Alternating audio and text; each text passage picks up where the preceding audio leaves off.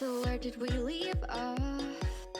Last time I remember it was late December, sitting out in the parking lot, taking midnight drives on the empty highway. It feels like so long ago, but like yesterday too, you know. Now we just wanna go back again, and I can't help thinking about that feeling. Here where we wanna be, different but c'est la vie. Now it's clear, we can do whatever 'cause you're right here.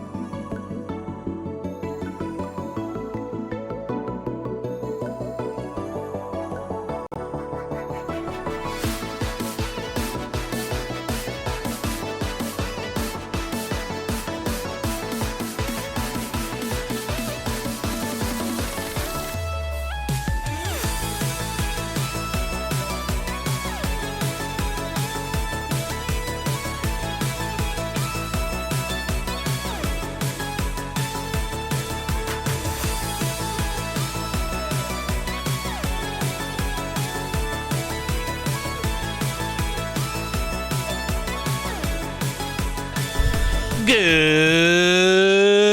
morning, everyone. Happy Tuesday. How y'all doing? It's this was our first little breakaway from each other since the return. Is it? Oh God, it's not Tuesday. It's Thursday. Ugh. That's what this is for. That's what this is for. Hi everybody, hello. I missed you all. It's been since Monday, obviously. We took a little bit of a breakity break, but that's so far. Stream schedule is going good. I'm feeling pretty happy about it, and also it's got the added benefit of I naturally woke up at like the minute before my alarm today, which is like, that's how you know. That's how you know it's all coming together. It was like I looked over and it was like 6:29. Let's go. So yeah, I feel good. But there's the extra added benefit that Thursdays are also now Nicole's day off, which means that I had a lot of fun doing some breakfast making on Monday that I figured we'd run it back. Oh, also, at any moment. Hi, baby boy. Yeah. The whole family is here. But yeah, we're gonna make some more brekkie today, because I had fun doing it. So yeah. Plus also, I gotta give Nicole's been on a bread-only diet lately, so I just gotta keep it going. Yo, Paul, thank you very much for that Twitch Prime, buddy. I really appreciate it. How you doing, pal? Good to see you.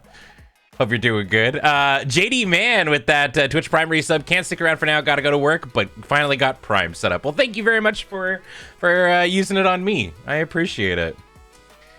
Your back hurts. Why? Or is it just like general old man stuff? Are you becoming Grandpa Paul? KV Karma, thank you very much for the 40 months. Welcome back. Hey, man, it was really fun watching you and Wheeler play the Godzilla TCG on Tuesday. I genuinely can't believe how good that TCG is. Both Wheeler and I were talking about it afterwards.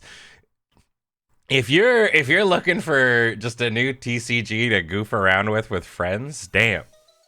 The Godzilla TCG turned out to be like a hella banger. But I'm really excited to scoot on into Riftbound. Yeah, it's I mean, I've played a couple of games with Paul in chat. And I think our general consensus is it's cool. It's just like it looks like it's gonna be, it's gonna be a little. There's gonna be some like growing pains. I think, yeah, the multiplayer format I'm the most intrigued by, but also like we're gonna have like the lead designer for the game there on Saturday when we're doing the pre-release stream. So I think that's gonna also grease a lot of the wheels a little bit, because there were a number of times where like we'd be doing a thing and we'd be like, I don't know the answer to this, and the rule book doesn't really explain it very well. So we just sort of guessed, and in some cases we were wrong, and in some cases we were right. That or we used the power of the internet. It was one or the other.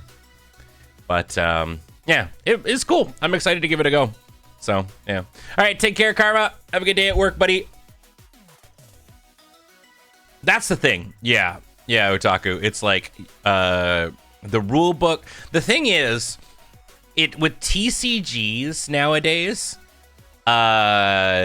you have to be, you want to use flowery language when you're explaining it, but you just can't. Like, if you want to use like in-universe lore sort of explanations and stuff like that,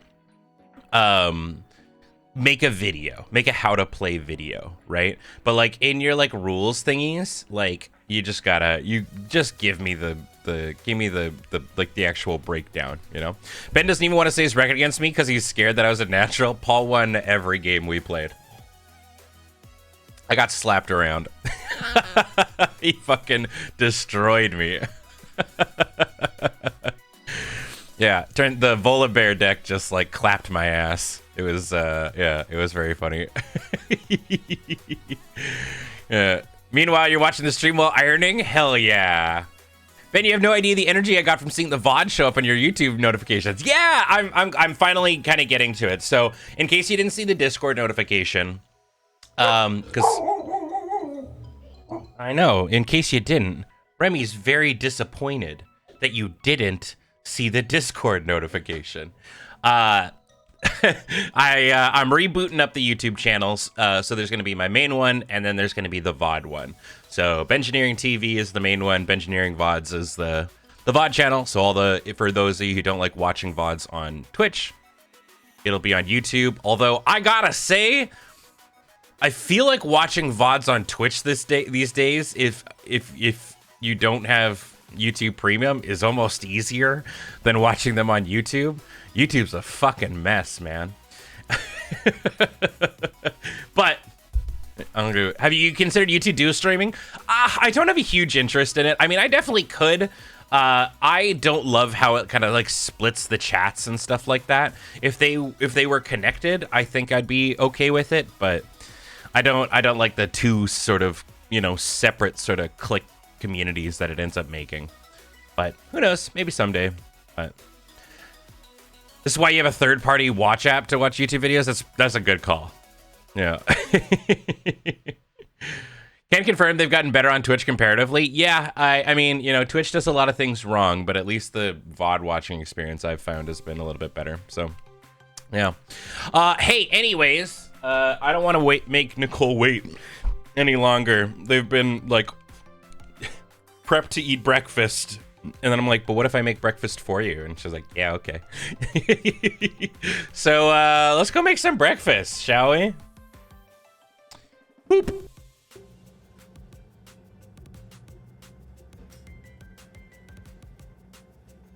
Oh, good morning. Oh, you even put like regular clothes on. Yeah. You're not just in your pajamas. I'm ready for bready. Nicole's just like, where breakfast. I'm ready for bread. All right. What if I make breakfast for you? 3 hours later, still talking to chat. Listen, just because you've got me completely clocked. Oh shit! All of our other pans are away. Well, we're using saucepan to make bacon. We're gonna make some French toast today, chat.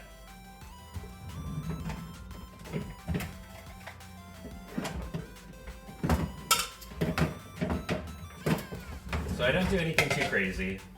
I mean, you got the main ass ingredients. We got the milk. We got the eggs.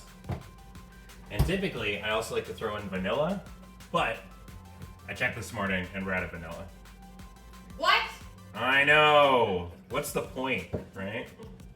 Instead, you're just gonna have to settle for cinnamon and brown sugar. Okay. Okay. So, in terms of like measurements and shit, I don't know. I just sort of vibe shit out. I will never be a cook that uses exact measurements. Sometimes it works out, other times it don't. But that's just how it be.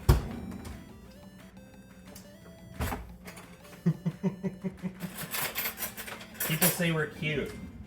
I don't know if I believe that. Us cute?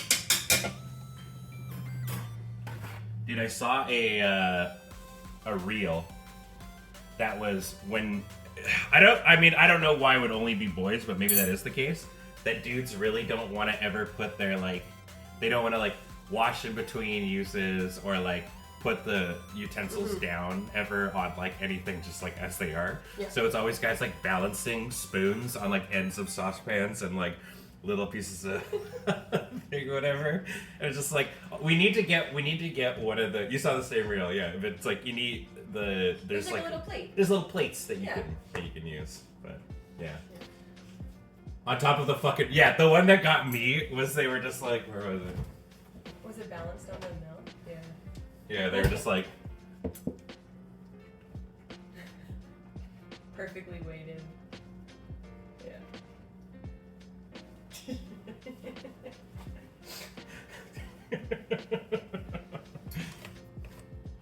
So I like to do like medium-ish heat, probably medium-low for French toast. Cooking it low and slow is a lot better because then you don't get like the crunchy exterior. I like how you're just like, you're all ready. Ready. I was gonna say, speaking of not measuring stuff out while you're cooking, did you tell them when you made the vermicelli things and you put in like 2 tablespoons worth of hot sauce as opposed to a 1/4 tablespoon? No. Just vibing it out. Yeah. Well, okay, actually in that, no, hold on. That's not true at all.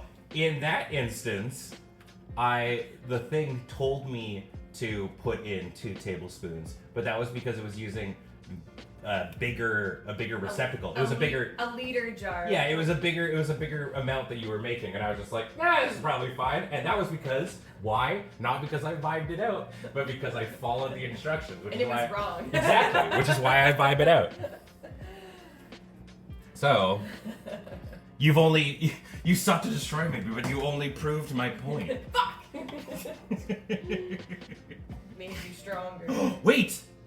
I found it! Secret vanilla? Secret vanilla! Yeah. Alright, great. And so in terms of vanilla amount, it's the cap. And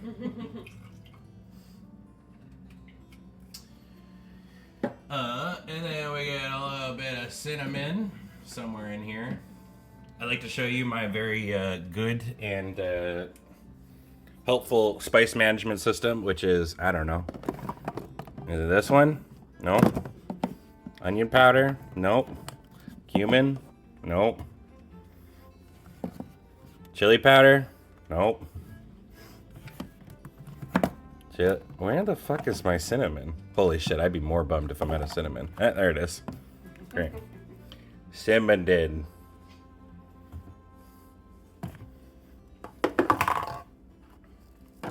Great. Okay. I guess we can do it like this. There you go. You just get to come along with me on these adventures. Do a little bit of that. And then we got, oh, fuck. Like very little brown sugar left. Do we have a bag in here? There's the container on the counter. Container? By the white sugar on the counter. That little jar. But that's regular Right sugar. behind it. The one that I'm using? Oh. I didn't realize you had already taken it. Yeah, that was what inspired me to realize I was out. Sorry, I found the bag. You're blocking it! Well, aren't you literally watching the stream? No, I'm playing Gardenscapes. You're playing your plant bejeweled. That's on me. Mubby. See, this is why I wouldn't be good in one of those restaurants. I actually don't think I need it. I think that was the exact amount. So I don't work in like one of the restaurants where like, you know, the chef's making the food at the table with the people. I think it would just, you know, the customer would be like, aren't you gonna do a little bit, you know, more of this? And I'd be like, I'm holding a knife, sir.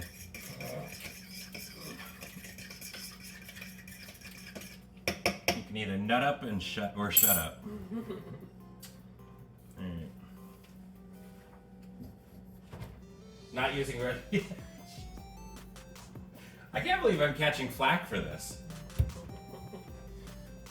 So what I'm hearing, Brownie, is that like when you're cooking, you break out the fucking slide rule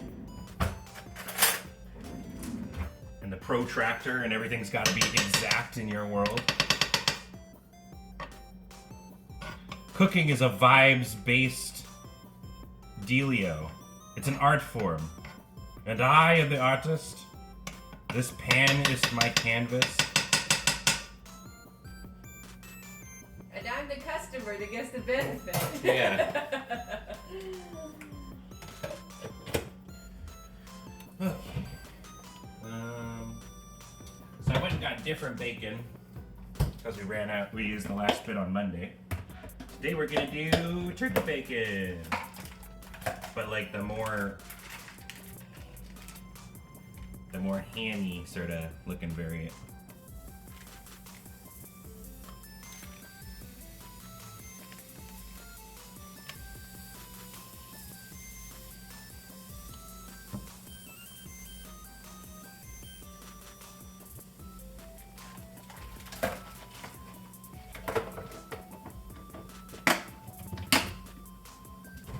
Go.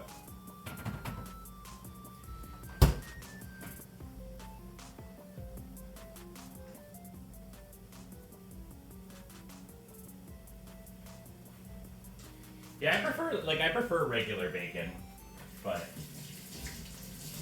it's starting to get like really expensive. Like I think a package of It's gone up. yeah, like a package of like 10 or whatever was like $9 at the store. Whereas this was like 6. There's a lot more to it. So it's usually less based on what on like what kind of bacon it is, and more based on what's on sale. Pork in general is on the rise, which is so interesting because for the while, that's why we started actually eating more pork around the house, was because it was like incredibly cheap for us. It was like $7 for a roast. Yeah, like $7 for like a whole big ass thing of like pork chops and stuff like that. Yeah. We got like a giant rack of pork ribs for like $10, if that. Well, they were buy one get one. They were buy one get one. Yeah. So I guess maybe I don't know. That's wild. Anyways, bread we're using is sourdough. Usually we go in. I don't know how regional Portofino Bakery is. Where's it based out of? Tofino, I think. Is it Tofino? I mean, that would make sense. It's called Portofino. I think it is like island or Vancouver based. Yeah. Prepared by Portofino Bakery. Oh, no, this is in Saanich. Oh, yeah, that makes sense. Literally, like near, here. like in our like district. Yeah. Wow. Well, there you go. So probably not very far. You think I've doxed myself, but we just said that we live in the biggest fucking district of Victoria. Yeah. Good luck. Why did I only take out 2? We each get a single piece of French toast. Oh, okay. Then you just kind of pop it in. For any of you non-French toast makers, this, I would say, is one of the easiest breakfasts to make. That also makes you look like a fancy bitch. Like you know what you're doing. And the trick, too, is just to really make sure that you're not getting, like, a fuck ton of drops, but still make it a juicy piece of bread, you know what I'm saying?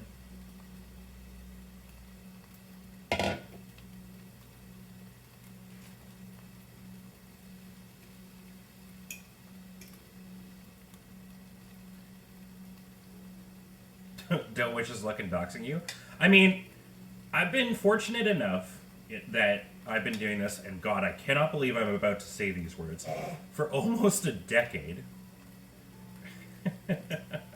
And for the most parts, most of the people that would do that kind of shit have moved on and are, I don't know, off being creepy, weird incels somewhere else.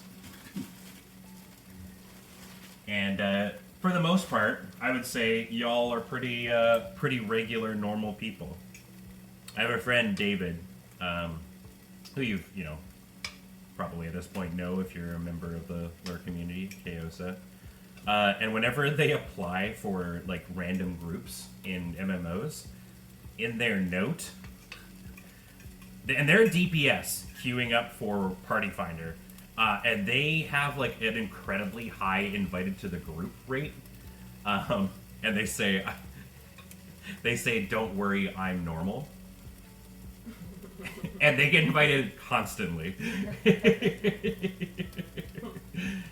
Because you can put when you're applying to the group, you can put a little note about yourself, and so they'll always say, "Don't worry, I'm normal," and yeah.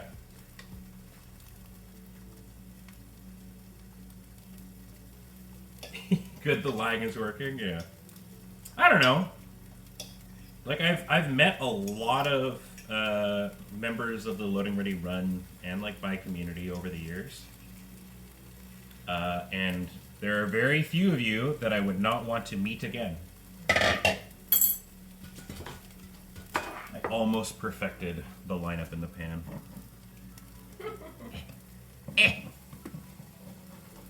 Scoot over. Stop hogging the room. Didn't put quite enough butter. Here we go.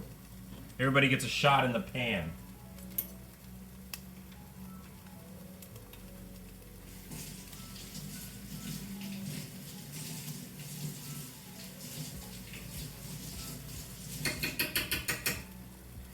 So what you're saying is there are some of us that you're like, oh no, never again? I've definitely met people, yeah. I don't think that shocks anybody. I've definitely met someone who, not that I'm like, oh no, never again, but I'm just like, you know, this is maybe somebody that I'm like, you know, not chomping at the bit, but I don't know. I think everybody's sort of doing their own thing, and God, the moment I heard the phrase, "Don't attribute to malice what you can attribute to ignorance," I've just been like, yeah, that makes a lot of sense. Some people really just don't be getting it. That's okay. Why is there hair tie up here? Did Gus take it and then like run off with it and hop up here? Probably. That's really Where funny. was it? Like here. That was Gus for sure. Yeah. That's so funny. Yeah, he must have brought it up there. Wait, Ben, are you using metal utensils on a non-stick? Dun, dun, dun! Yeah. No, it's literally just to flip them. But I know what you're saying.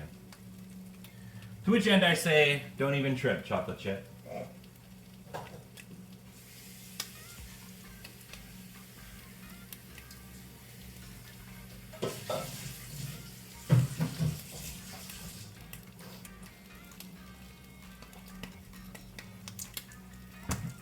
Yeah.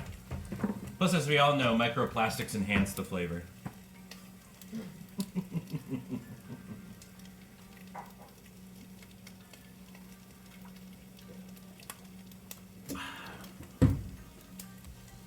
I know.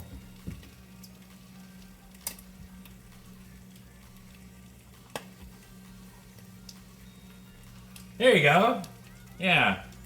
If microplastics are coated in non-stick, then they won't stick around in your body. Logic your way out of that one. No, the problem. You know what? Another real answer is Remy is a goddamn menace, and like he always seems to pick whenever he does have a like meltdown moment, because you know dogs be doing that. He always seems to pick my favorite cooking utensils, which bums me out. The most recent one, it was a cute little. It was one of them like spatulas you typically kind of use for like baking, but I really like using it for eggs. You know, with like the little. It's like this, but it's a spoon, obviously. But it's like the flat. It's a spatula, right? I don't actually know if it's got a different name than that. And I really liked it for eggs. But alas, it did not make it. Thanks, Barber. I've been kind of enjoying this, you know, out of 4 streams, we've done this twice. And I've been enjoying the vibe. It also just is nice, like, in the morning, to kind of have a little bit of a thing that helps wake up, you know? That's not just like, hey, what's up? Let's dive right into the video game.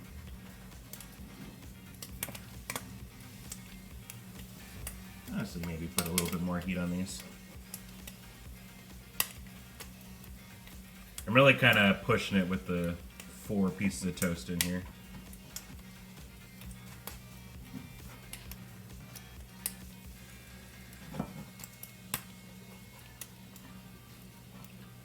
Wow. I need a slightly bigger pan for low breads of these sizes.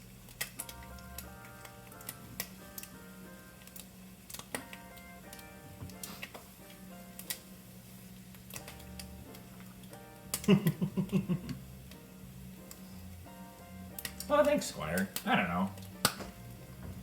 I guess, I mean, it kind of is attributed to why I started doing this again, which is just like, when I'm not doing like lure streams, I just spend a lot of time like, you know, just alone looking at a computer, working on things, or just playing games at home on my lonesome or whatever. Or, you know, on days where Nicole's not here. And I miss just like hanging out with y'all. So, yeah, I don't know. I just wanted to come back and be able to hang out and chat. It's cute. Turns out I like you. You know, don't let it get to your head. So the bright side that I really do like about turkey bacon is it's like so incredibly not greasy. So it's like, it does generate obviously a little, but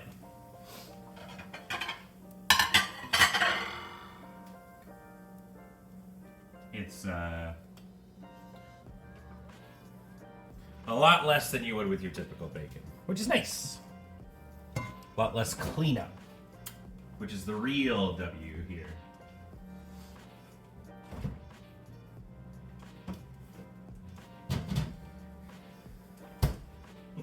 It's true, we got all the pans in the chat.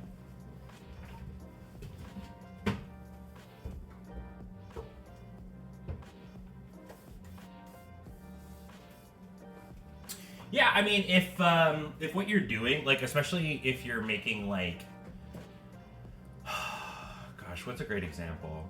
Like, I really like when I'm making stew, right? And then, so I'll start with the with making like the ground like pork or whatever, or beef. Usually it's beef, and then after you've cooked it, I like take the beef out of like the pot. Drain most of the like the fat, but like by nature of it sort of being in there, it just makes like, then I could just throw in like a mirepoix, and it's already just kind of doing its thing. And then I fucking load that shit with butter. But it's interesting. It's so funny because I remember, God, it would have been like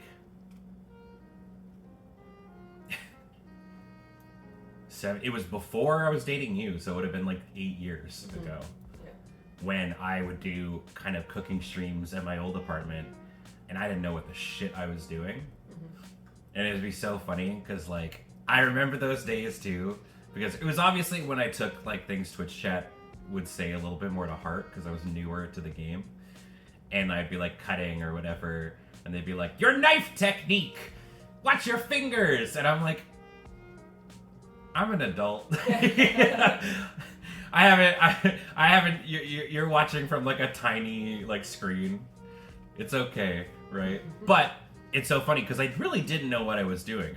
I hated cooking. But now it's the thing I like doing for you.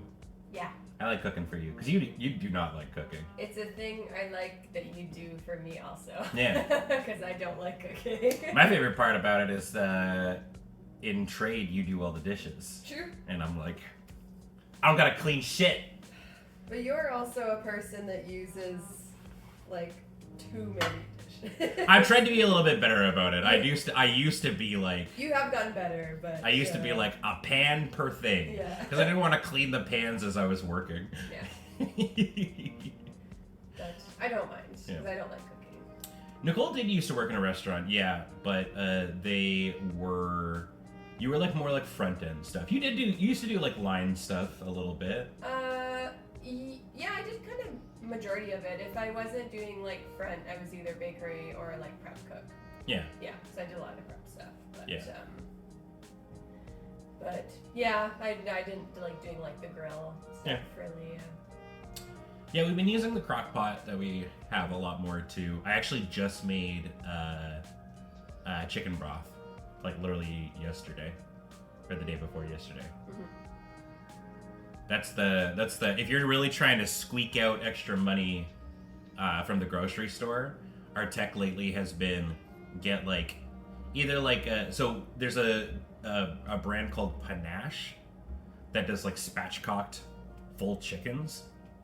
And so we'll get that, make the chicken, and then, you know, we'll have that'll be like 2 or 3 meals. But then we also just take the bones and throw it in. I throw it in a crock pot with a bunch of seasoning and stuff. Then we also get like soup for a bunch of days. And then you just go buy a big ass thing of rotini, and then good, you got chicken noodle soup for days. And that was all from like a $12 chicken. So. Good for mini meals.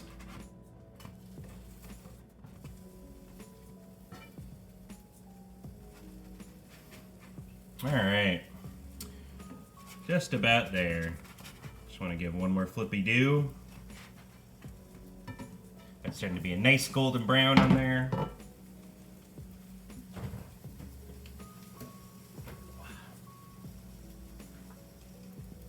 Then we got the syrup.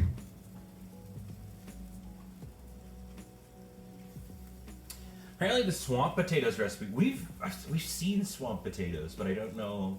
Oh, I've heard of it. I don't Did know we what it try and do it? I thought there was like one that we were like looking at, and it's like a good like meal prep kind of a thing. Was it the one that you like mix it in with like egg or something? Something like that. I can't remember, but it was cool. Like I like the idea. We've been trying to do like meal prep. My biggest problem with meal prep is if you do it for like the whole week, I get bored. Yeah. I usually can't eat the same meal more than 2 days in a row. Yeah. Even my taste buds have ADHD.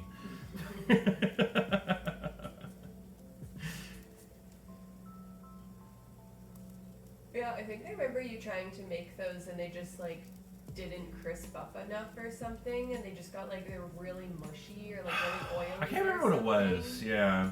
Yeah, but they just like they didn't hold up nicely. Yeah.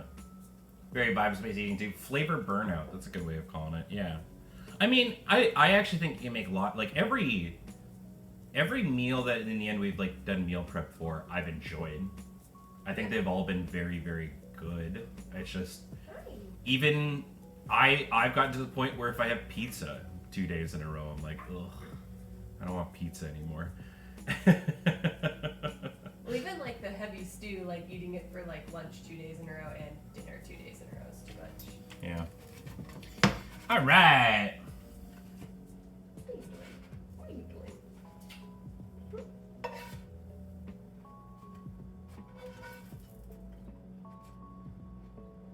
Probably could use a smaller plate, but that's fine. Ta-da! Simple breakfast. Breakfast.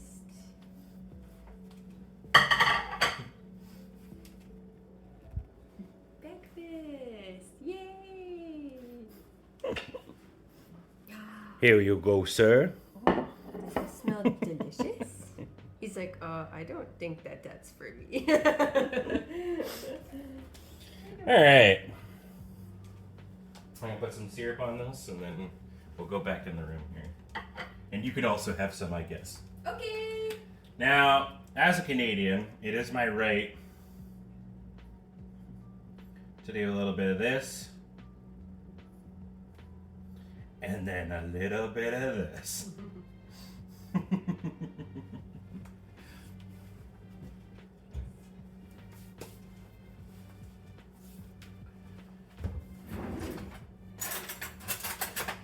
Here's your fork and knife, my love. Thanks. And a little paper towel. Thanks. Because you're messy Bessie. Yeah. I'm gonna be done this by the time you sit down. Pardon me? I'm gonna be done this by the time you sit down. Okay. I think I finished my coffee. Are sugar shacks a thing in Western Canada? I don't think I've ever heard of that. Might just be a Montreal thing, Mr. BuzzFuzz. Okay, bye. I love you. I loved you. Listen, you got your breakfast. Okay, I'll just eat out here by myself.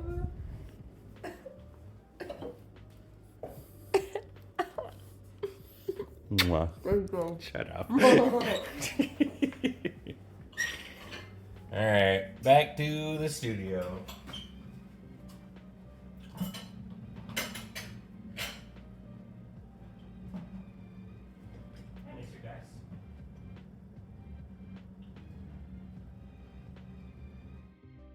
Alright. Hey, buddy. I mean, I know, you probably don't want to hang out with me. You just want more Nicole. I understand. Who would want to hang out with me? Alright. Well, you know what time it is. Because we've done it ones of times now. Oh. Oh, that's cool. My screen's black. There we go. Watching Ben cook breakfast for an hour after I ate lunch is so funny. I mean, I guess I am. This is like breakfast making time. Probably a little bit earlier, honestly. Like, it's 8:45. But yeah, time zones be crazy. All right. It's time to do our dulls. Hold on, let me get a paper towel.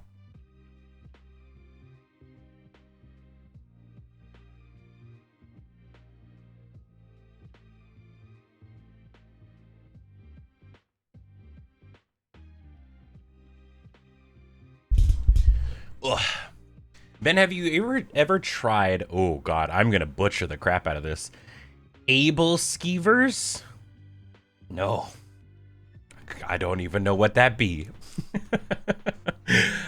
Okay, now I'm sure there's probably like a best Pokemon to use for this, right? But I'm gonna let's try and get something that's kind of, you know, Gen 3 or 4 dual types. That's kind of like all over the place. Okay, well that. No, Paul. Metagross is probably not a bad one, yeah. Sure, I like Metagross. Let's start with Metagross.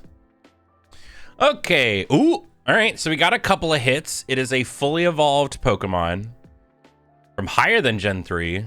That is not in Industrial or Desert or Badlands, but it is partly Psychic. All right. Hey, Molly. What is able skeevers? And they're Danish breakfast food. That's basically a big fried pancake ball that you can put fruit in. That sounds awesome. Also, if I were to guarantee that one of my friends ate something called able skeevers, it would definitely be Molly or Ian.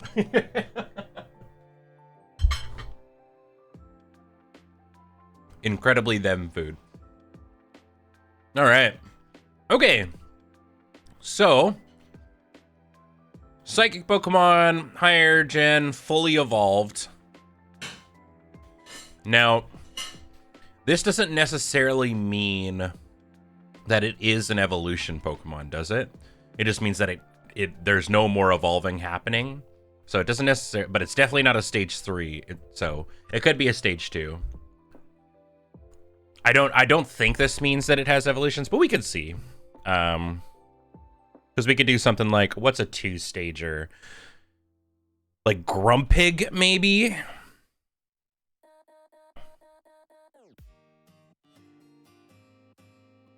Oh, right, Grumpig is the same gen. God, my gen knowledge. But there we go. Okay. Okay. We're getting on the right track, though. Because we've got it is just a pure Psychic type. It is a non-evolution that is either purple or black. Okay. So just pure Psychic on it that's just chilling on its own. This is really interesting. No evolution. And it's pure psychic. Yeah.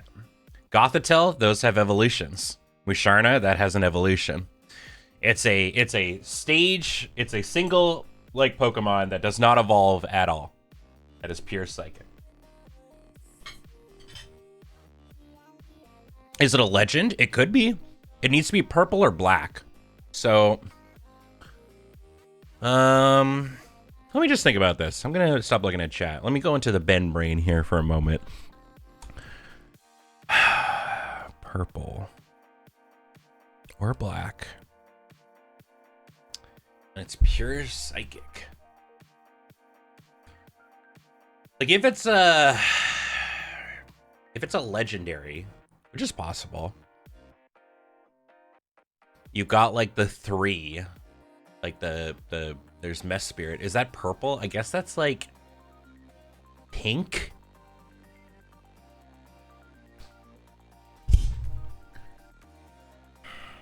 What about like my favorite legendary?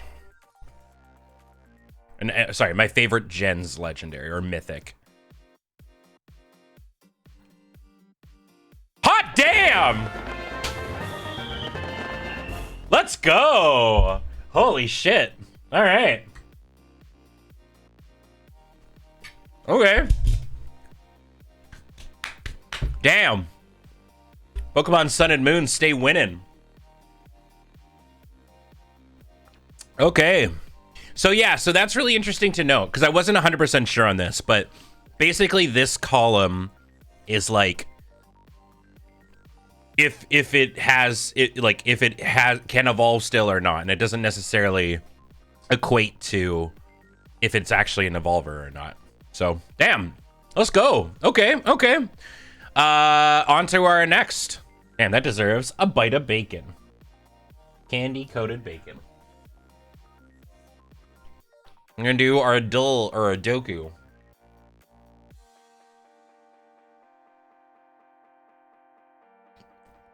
Also, I tried bringing Angle to, are we not doing the rest? Are there more adult? Oh, right. Whoops. Hold on. There's like a whole batch of them. I forgot about that. Sorry. Yeah. There we go. Oh, well, this is Dracloak.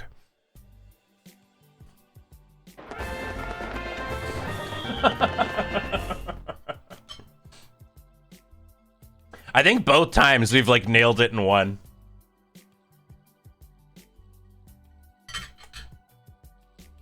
But as I was saying, I brought Angle to Good Morning Moonbase.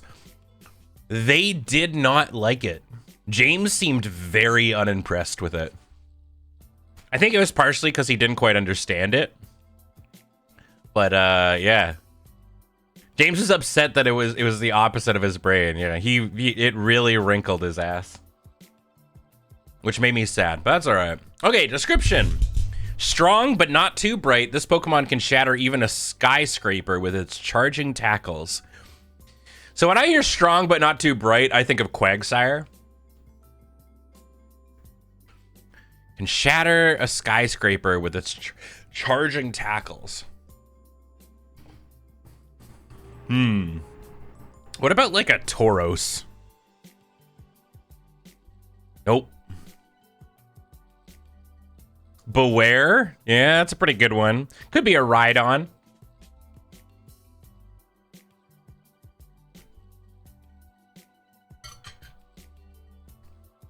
Bouffalant? Yeah.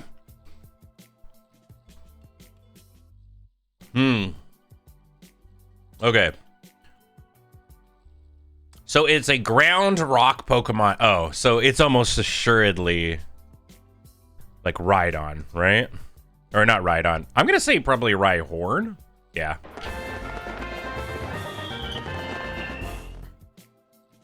Yep, definitely thought it was like, you know, some four-legged dude who has a horn.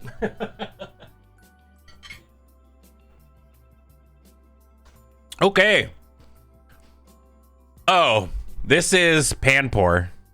Oh, but it could be the evolve form. No, we're good. Dude, I'm on fire this morning. Holy moly. He's too good. He's the best to ever do it. All right. It's so funny. Like, I also was on team. Like, I used to give the elemental monkeys shit. But, I don't know. The more I goof around with them, like, I think they were actually a really fun idea.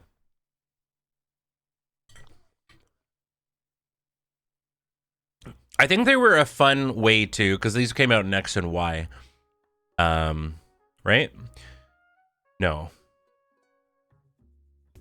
Is it Gen 4? Black and white, yes, thank you. That gave you, like, they always gave you the monkey that was, like, the opposite of your starter, which kind of helped balance out your team, too, which was a great idea. I really like that.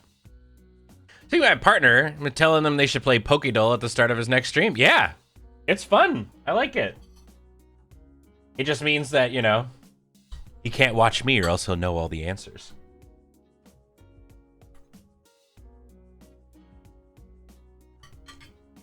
They were definitely overhyped a bit. I would agree.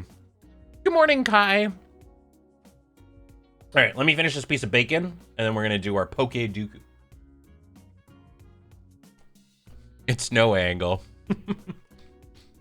I just don't know if I want to do angle anymore. I peaked, you know, on the first try. And I'm never going to get that high again.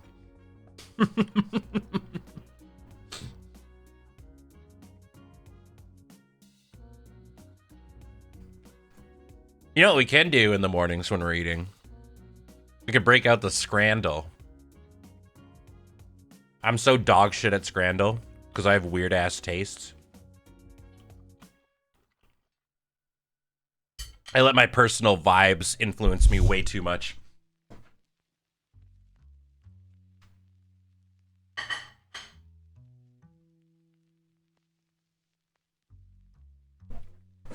All right. Okay. Let's do our Poke Dooku. All right, so this time, now that I know the rules, I feel like I'm going to do a lot better at it. So what do we got? Ooh, okay, Kalos, not fully evolved dragon, ice fighting, and legendary. Oof. Okay. God, okay. So Kalos is X and Y, right? That's where we are right now. Okay. Okay. What is versus? Yeah, versus is like, yeah, you can play against like other people. Which, as I said, I'm not here to PvP my morning routine. Okay, so let's I'm gonna start down in this a not fully evolved ice Pokemon. So we could do like the middle evolution. Because it's Vanillite. Oh god, I don't even see. This is how I know it'll be a decent pick, is because I always forget the name. Vanillish.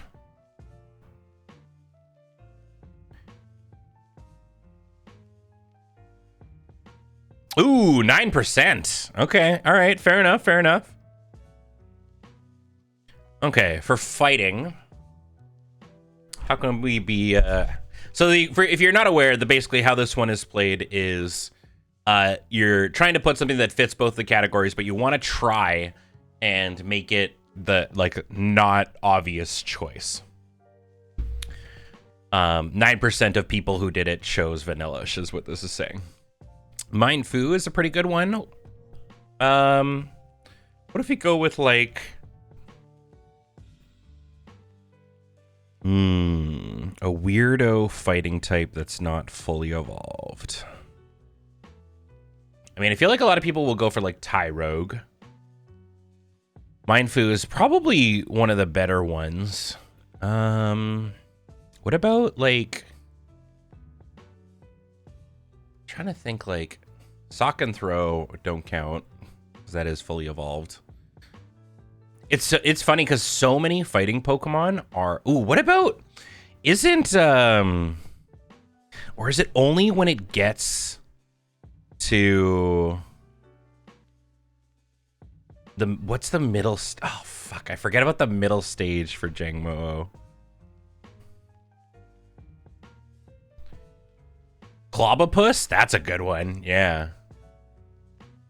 Makuhita, yeah, would also be a really good one. Is it a fighting type yet, or is it only when it gets to its third evolution that it becomes fighting type? I can never remember. I'll have to look it up. Hold on.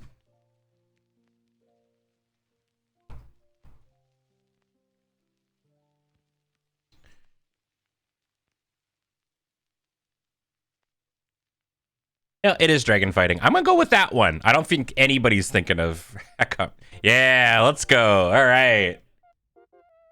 Nice.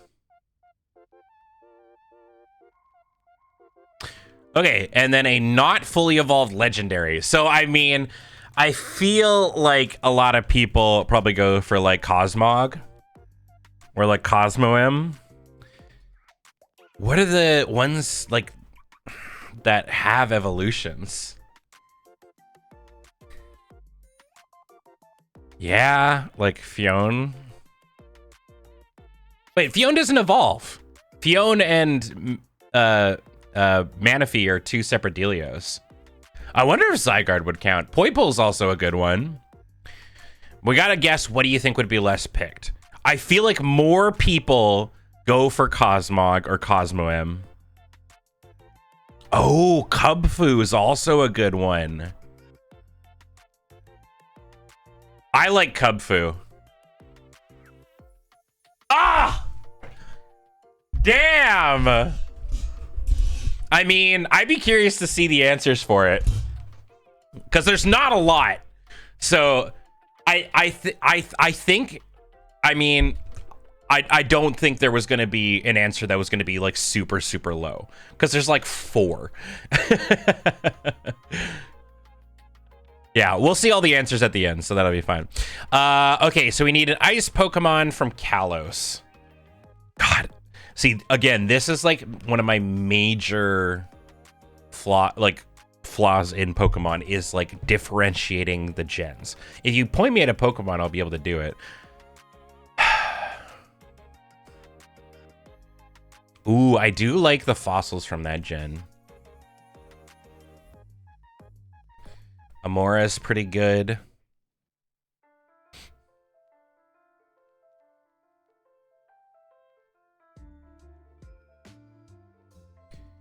There's good old Bergmite.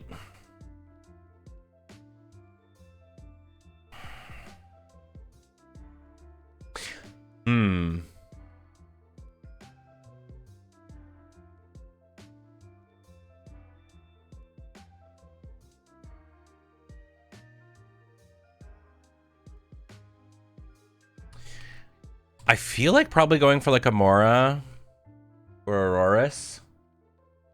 No, Cubchoo was Sword and Shield. Let's go Aurorus. Ooh, yeah, okay. All right. The Ice Dragon. So this is not an incredibly deep well, but there's the Godzilla from Scarlet and Violet. Oh, right, the fossils. Yeah. Oh, no. What's the... Oh, yeah, there's Curium, too.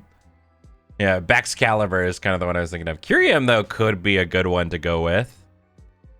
Artabax. I mean, maybe still trying to select... Because here's the thing, right? Obviously, because of the nature of this game, people are trying to do the weirdo one. And so it's like, sometimes I wonder if getting a more like, if you're like, well, that one's obvious, if that is actually the play in some cases. I mean, middle stage evolution seems like not the worst play. Oh, wait, is right. That could be a good one.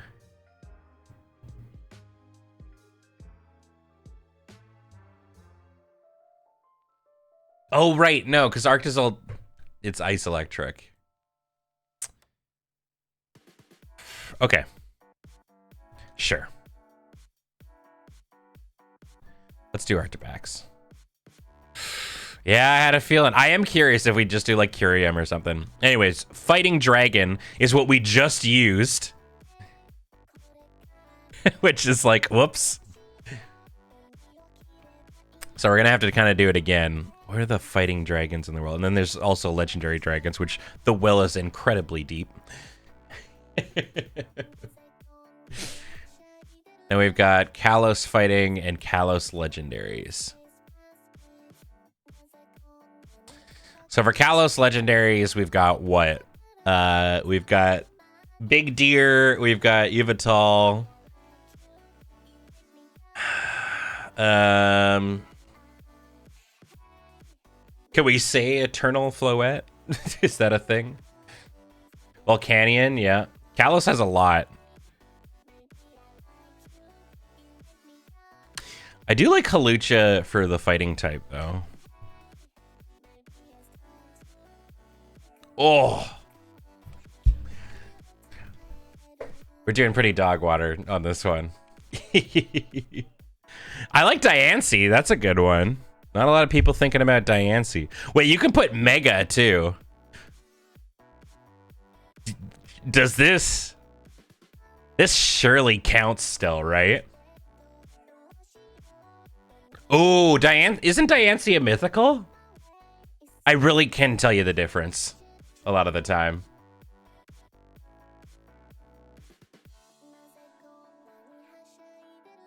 Because mythical are like usually like event ones, right? And that's what Diancie was. It's like a PR spin, yeah. I think Diancie, because Diancie you got from like a code for like pre-ordering, didn't you? I don't think Diancie was naturally in the game. Like Hoopa would be a mythical too.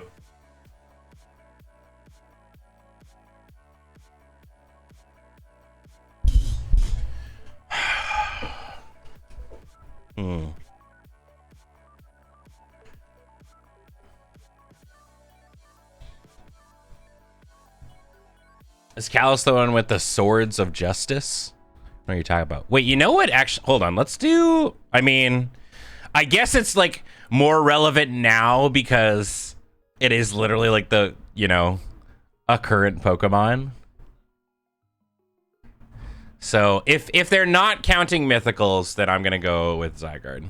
Sure. For Fighting Dragon, I kind of like hooped myself. Didn't even like look next to like the area. But I guess we could do like Koraidon.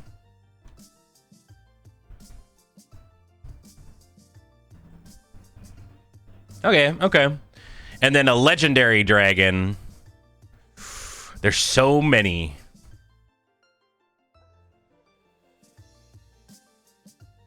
Ooh, I like that. Yeah, let's do Regidrago. Oh, good one. Okay. So let's see here. So, puzzle stats. Are these the most picked ones? Is that what this is? Yeah, okay. So, we were correct. Most people went Cosmo M. Oh, can I click my own? Nope, can't do it that way. All right, so the most okay, I see. All right. So Amora would have been the better answer. They had Snow Runt. So our choice of Vanillish was up there. What is the best one? Ooh, yeah, Sea Toddle. Fair. Darumaka Galar, that's also a good one. So Curium. Shut the front door. That's so fucked. Yeah, I guess.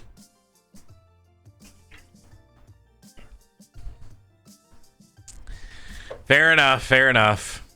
So the one we were curious about, though, was here. Okay, yeah, there literally is just the 3, and we did choose the least common one, which is great. If they do that in Split Mythical, I have hands for these folks. Yeah, well, it's that's where it is. So the most common one is Rayquaza. Reggie Drago is a great pick. What's the least common one? Was to use the Zygarde over there. So you're kind of damned if you don't. We could have went with any of the Latios. I do think that like a couple of people tried to get kind of funky with it and put Mega Latios to try and be weirder, but that ended up kind of putting them in a higher tier. Where are we? Oh, nice. Camo down there. Croagunk. Yeah, not a lot of people thinking about the frog. Huh. Type Null, sure. Type Null's considered a legendary? Really? I mean, I guess. So it is just these 4. That Latias would be much... I mean, Latias was much higher up there, right? Yeah. Latias was up there clearing by a lot. Latios was the last thought of one. Yeah, I mean, it's like, I guess. But Komodo, yeah, the most common one. Our Koraidon pick. Honestly, by picking Hakamo, it steered us in the right direction. Sick! That was fun. All right. We'll do one more for today. We'll do one more dull today, and today I pick Scrandle. I'm feeling in the Scrandle mode. So, if you're not familiar with Scrandle, how the game works is it will pit 2 foods that people have submitted from, food that you would get at a Coliseum. Typically, I guess, when you're going to go watch, like, a soccer match, but I think this one is just, like, sports in general. And so you basically pick on the thing that you would want the most. And it'll give you like where it's from. So in this case, this is a Punjab United Football Club this year. Homemade chicken curry with chips. In Stockport, England, you get a meat and potato pie with a drink for £8. Coliseum? Is that not what you'd call it? Is a Coliseum and an arena not just synonyms of each other? Anyways, this curry looks dope as hell. So the first one will always be you get to put in your like vote for what you think is a better one. And so in this case, I'm voting here. And we get to actually begin the game. Well, oh, we had these nachos the other day when I brought Scrandle for it. This was like 2 weeks ago. Oh no. We're starting very, very low. We had these exact nachos, I think. So, Rangers v Hearts 2024 in Scotland. Oh, see, the police are coming for food crimes that are happening. But new pies, no price data. I mean, God, this is just awful the whole way down. Still better than the unmelted shredded cheese that sometimes comes up. Yeah, I mean, I'm not a liquid pie guy. What is even in this pie? It looks just like it doesn't, like, there's not an ounce of seasoning in there. Like, is it just potato? Maybe it's like potato and cheese. Could be onion, yeah. God, I mean, I don't want either of these ones, but I guess I'm gonna go with the new pies. Real! Okay, hold on. I can't believe that's... Dude, I'm telling you, I'm so dog shit at Scrandle. But I guess it'd be like that. All right, we got meatball sandwich. It comes with crisps. Now, worth noting that the meatball, at least you could squish out and it would probably extend along the rest of the bun. Versus cup of mushy peas with added mint sauce. The fact that it's spilling over on the cup means that you get a lot. So that's something to consider. You know, you get more bang for your buck. Whereas this, you know, they're barely giving you the full run. I think like meatball and bread is fun. Now this is probably also taken before you, I assume, get to go to like the little condiment area where, you know, I think I mean, there's not a lot of condiments that would go. I think mustard would be fine on this. Obviously, it's like in a perfect world, you'd want like maybe like a little like some sort of like gravy or thing. But I assume it's just like we're operating under like hot dog rules. So what are we picking here? We're picking what we think the general audience has said the approval rating is for between these two. So like whichever one we think more people clicked on. Yeah, I also just don't get the UK's obsession with mushy peas. Like, I mean, hey, at least with it, well, okay, hold on. We need to consider the prices here. Because this is £1.50. And this is £7 for this. I mean, with added mint sauce. I'm British and mushy peas are vile. Yeah, I don't know. It's a big meatball, yeah. I'll go with the meatball sandwich. This feels like it clears. See? This is what I'm saying. 42% of people pick the mushy peas. And that's why I'm just like I'm dog shit at Scrandle. Of my friends, I know that Paul is like a Scrandle god. And I don't know if that just has something to say with like his taste buds and what he thinks is good food, but he does so well at these every single time. All right. But you know, maybe I gotta become forged in the fire of the dull. You gotta factor the price. I know, that's what I'm saying.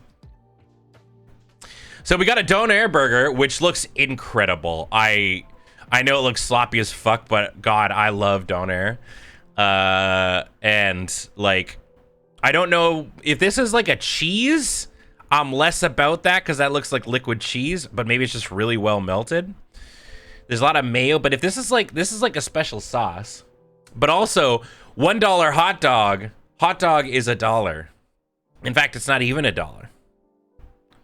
I think I'm going with dollar hot dog.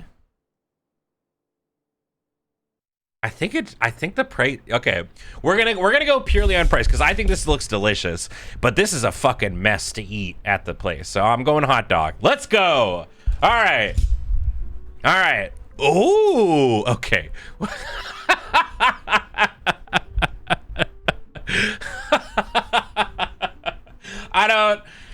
I'm confident we don't have to actually talk about this one. But I will say the amount of cheesy chips that have shown up that, you know, are from the UK and have looked like this, it's just French fries with a fucking slice of cheese on top. Y'all, listen, I understand that about a good 80% of your food is food that you've stolen from other countries. However,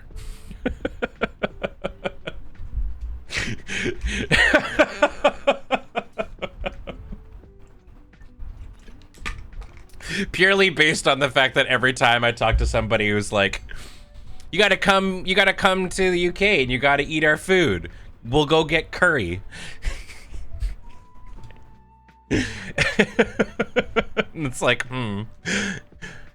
Do not judge British food based on stadium food. I will agree. I will absolutely agree. But I would be curious to just try. I mean, either way, we're obviously picking vegan pie and chips. See? Once again! Now, all right, hold on. I'm kind of in the way. Let me scoot up here.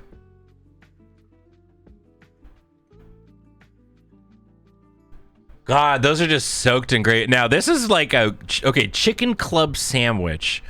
And it looks like, right, okay, so you can see right here, that's where the wrap, and so this is just like wrapped in bread. Honestly, I don't hate this. Like, this is an incredibly white sandwich, but like, I don't know. It makes the tubes are very easy to consume in a stadium environment. You're still going with the one on the left? I mean, now this is £5 for this tube.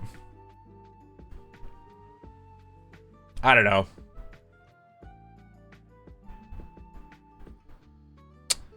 I just can't get over this cheese every time. But it's not about what I want. I think I've got to go with the tube. Nobody likes the tube. Damn, dude. I can't believe it.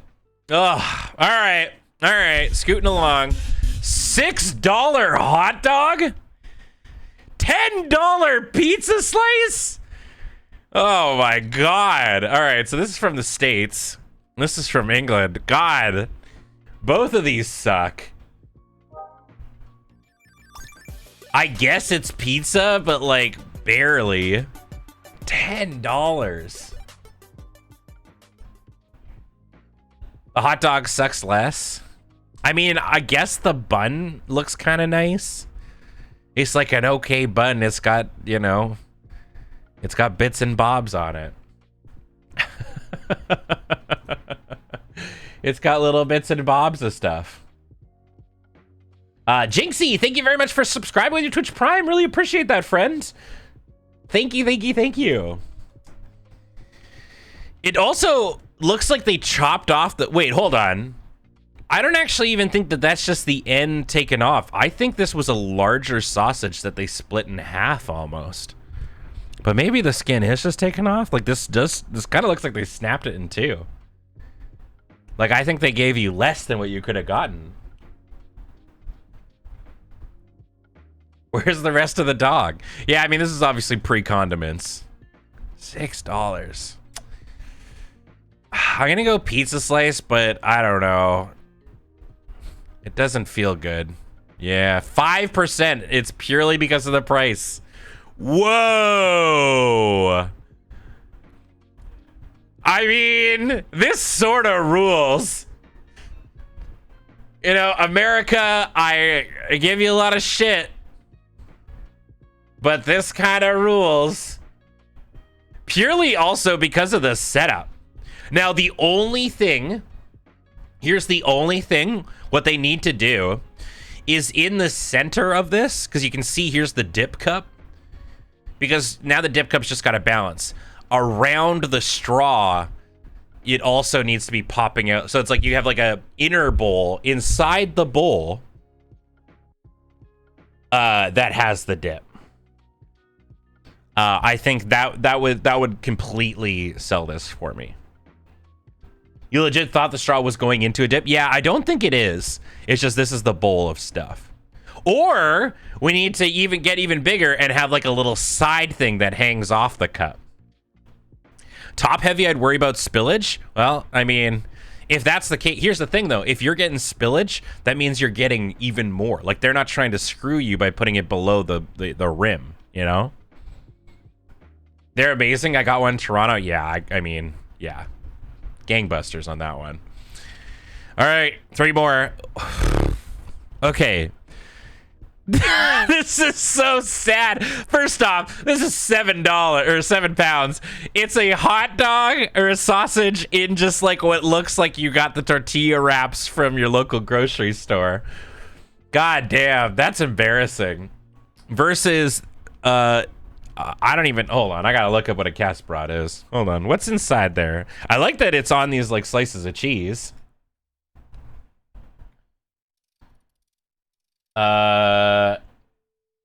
Cheese, it is just cheese bread. It's an open face cheese sandwich. Popular snack in Germany featuring hearty rustic bread topped with flavorful cheese and aromatic ingredients. So it is just cheese bread. That, yeah. It's like when I started getting back into fighting games and I started to get calluses on my thumbs because I don't know, I gamed too hard or whatever. And I sent Adam a photo of just my thumb. And he like yelped and thought that I had just sent him a picture of my dick.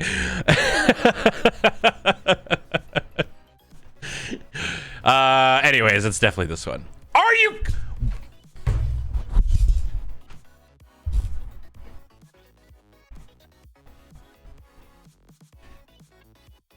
Dude, what the fuck is wrong with people? I don't even, like, I thought the fact alone that thing was $7.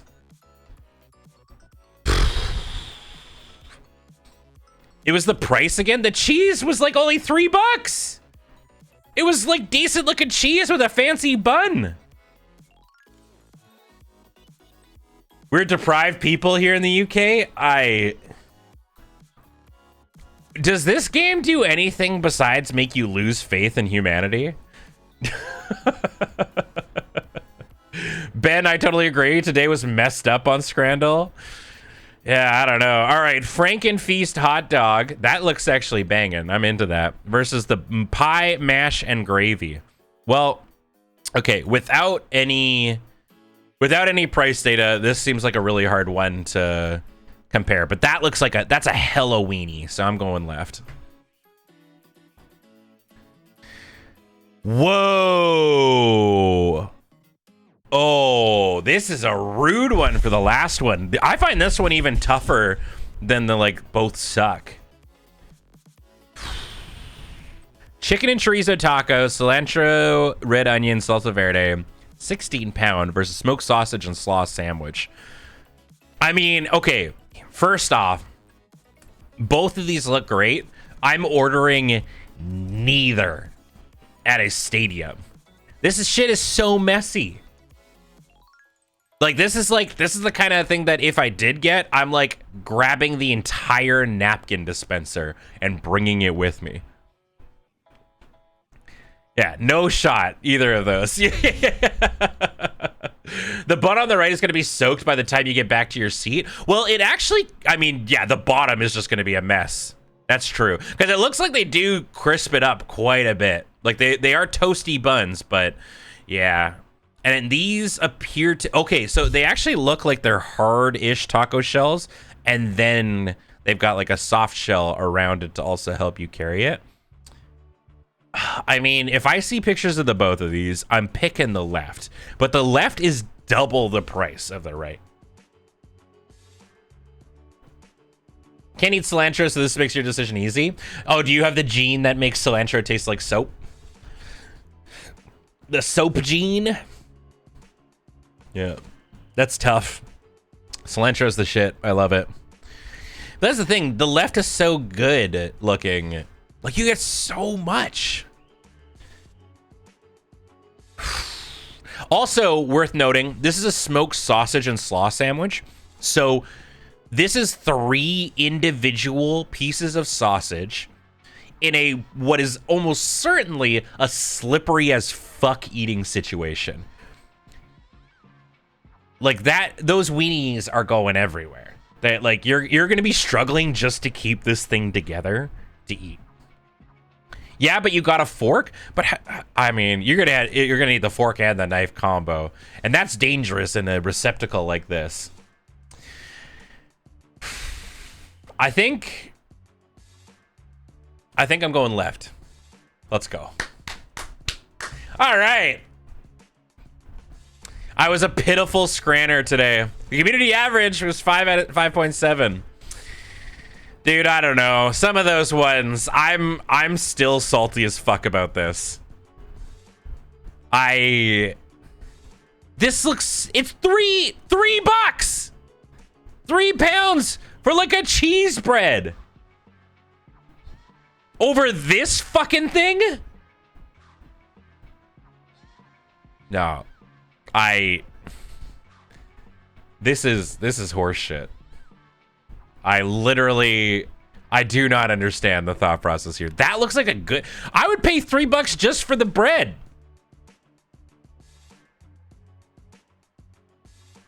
£8 for the most kill me sausage you've ever seen. I know, it's... I don't know what to say. I'm definitely at a loss for words on this one. Don't disregard Germans and their love of cheese and bread. I know, that's what, but I mean, clearly this was taken over by the sausage lovers. Always bet on sausage. I feel like that's like the whatchamacallit, the salty bet, like always bet on Dragon Ball Z, never bet on Dragon Ball Z quotes. Yeah, the grocery store like tortilla is a crime on its own. Sorry, tortilla. Damn, I got Hurricane Tortilla there. But I want you to know you influenced me to get the new Pokemon for my Switch 1, and Nintendo should pay you for that. God, I wish. If I could get that Nintendo sponsorship, truly, that would be the day. I think I used too much foul language to be a Nintendo boy. The sausage was sort of like a teenage struggle meal, but you used a pita bread for it. I mean, that's the thing, right? It's like, would the sausage have been better if it was, I mean, I guess if it was wrapped in bread, that's just a hot dog. So what else is fun? I will say, I am definitely the kind of person that if you hand me a hot dog and a hot dog bun, I'm happy. If you hand me a hot dog in like a sourdough bread or whatever, like the bread I had or whatever, like you use like sandwich bread for it, it somehow grosses me out. And I don't know why. I mean, like, I know that the hot dog bun was designed to be the perfect receptacle for this thing. But as soon as you like change the parameters of what kind of sausage you're giving me, it just, I don't know. Is it the humidity? I couldn't say. I'm fine as long as it isn't wrapped in white bread, like generic ass white bread. Yeah. Hot dog's got to be a bun or not a random bread. I mean, if it's like, so a place in town, Cenote, used to, you've probably heard us refer to it as hot dog basement. It used to there used to be like a hot dog place on the block. And so basically all the restaurants on that block came together and were like, hey, let's do like a non-competition agreement.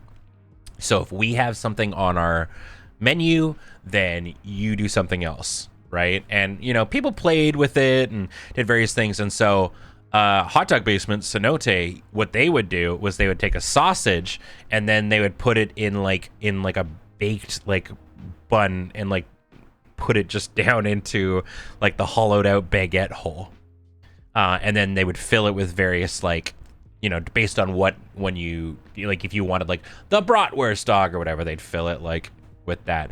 And it's like just different enough that like it felt like it was in like the spirit of it. And so that was like my favorite place to go when I first moved to Victoria, because it was like you get that and like a beer for like $8 or whatever, and it was awesome.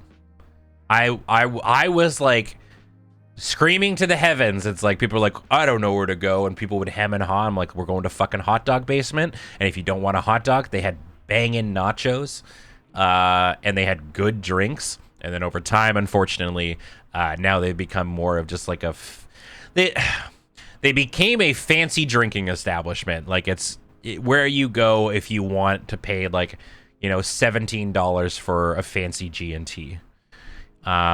They still do food, but it's like now you're paying like $35 for a platter of nachos and like that kind of thing, which is like, you know, to their credit, restaurants in Victoria are just like all going downhill, like in terms of just like they either become something like that where, you know, if you got money, it's like a place to go and they can make the things work, or you try to avoid it and you go out of business, like half of the restaurants in Victoria have been.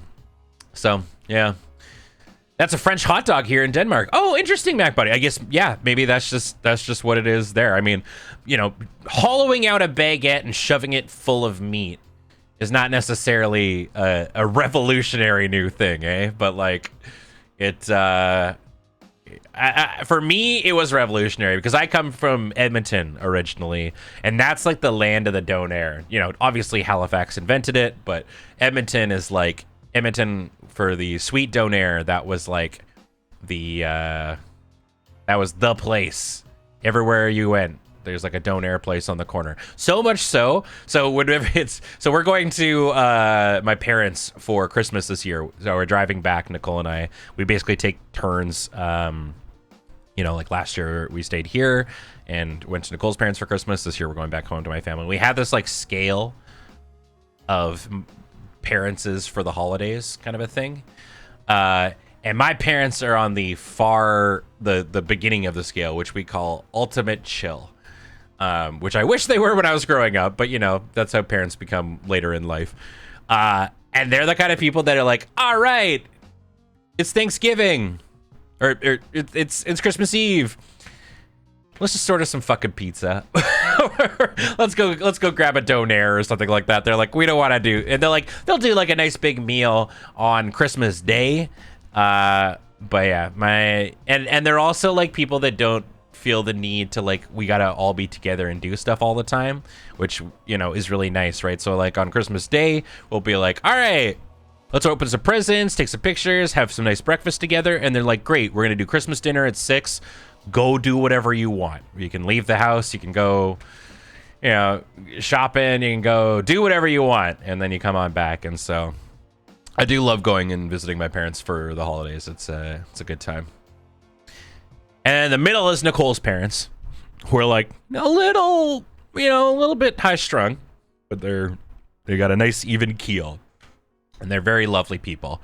And on the other, far right, you got my mom's side, who is like, she's a very lovely woman, but she's meticulous as shit. And it's just like, okay, 10 o'clock or like 8 o'clock, everybody's up. We're having breakfast. We're going to eat. 10 o'clock, we're going to the Christmas market. 2 o'clock, we're going sledding. 4 o'clock, we're doing this. And then at 5 o'clock, we're having a dinner and everyone's coming over. And it's, you know, it's a high strung affair. So yeah, we get to sort of, you know, pick our line. It's just you now, so you cook whatever for the holidays. I mean, make your own tradition, right? Your family's what you make it. So back before I met Nicole, my first like I think 2-ish years of living in Victoria, you know, I was all alone here and I didn't really have family and I couldn't really make it back home for the holidays. So I went to James's parents for Christmas. I would spend the holidays with James's family, and it was very sweet. And then Joe Trollo moved to Victoria, and he does like he does like a friend family Christmas family kind of thing for, you know, all the people who don't have Christmases to go to and stuff. So yeah, Joe's a good boy. Ever since you moved out west, you make Xmas tacos. That's cool. I like that. Yeah, I mean, I'll level with you. I'm so whatever on turkey these days. Like, I mean, I know I literally just had turkey bacon, but like, I am so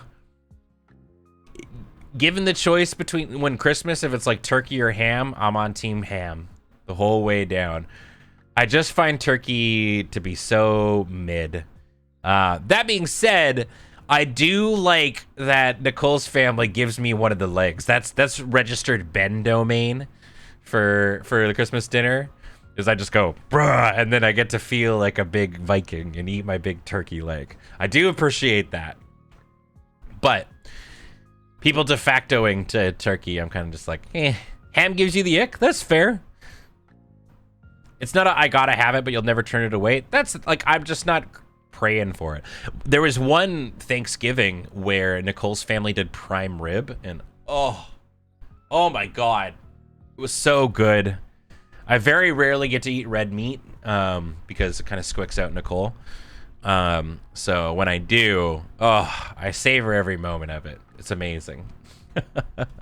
Salmon's good, yep. Yeah, Nicole's not really a fish or like a seafood person, but I appreciate that. Like, we can still go out to like sushi and stuff, and then there's like a lot of things that she just ends up eating vegetables for the most of it. So, dude, prime rib for your American Thanksgiving this year, very nice. Yeah, it's so funny, right? Like it always throws off Americans that we already had our Thanksgiving, and so the weekend that Joe Kim came up to give me the game for the Mystic Curling Club game from AFK, he didn't realize that it was Canadian Thanksgiving that weekend.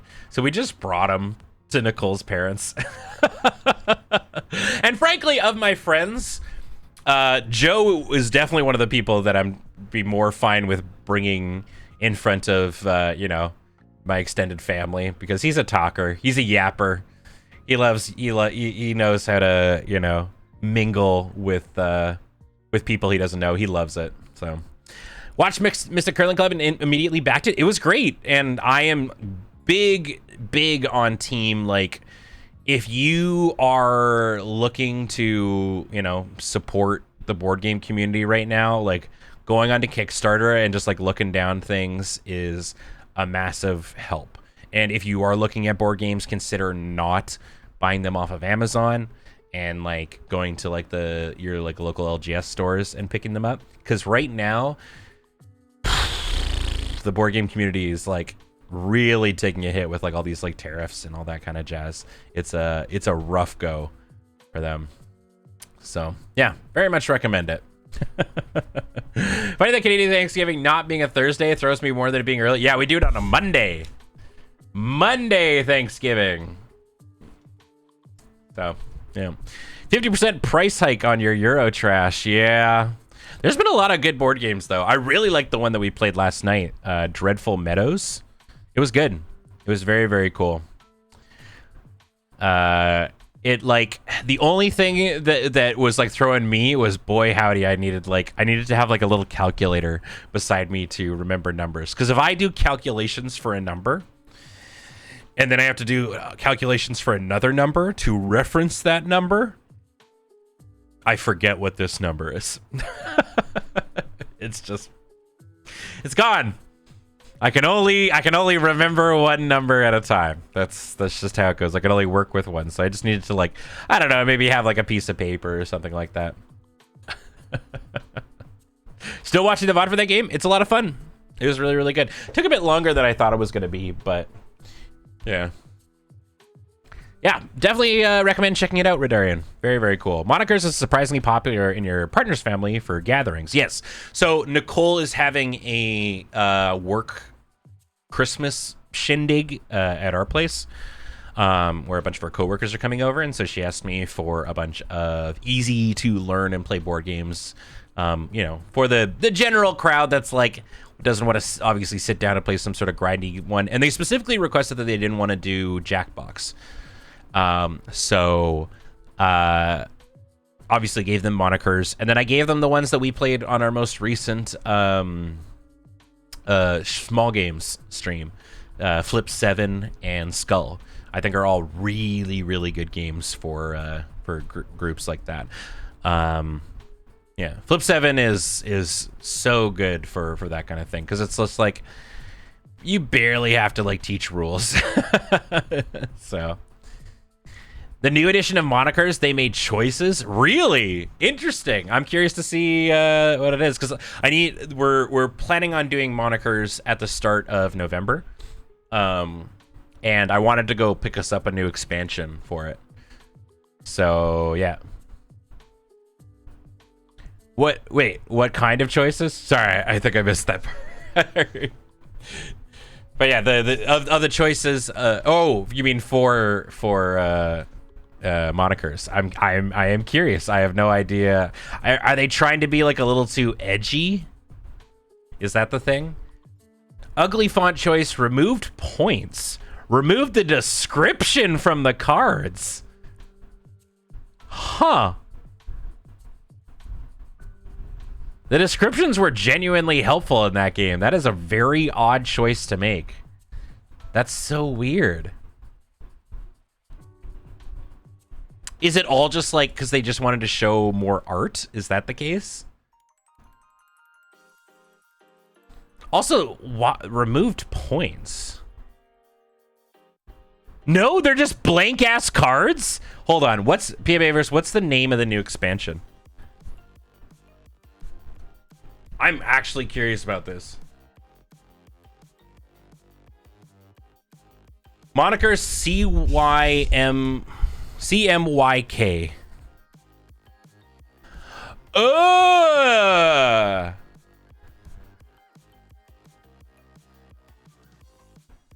Oh no.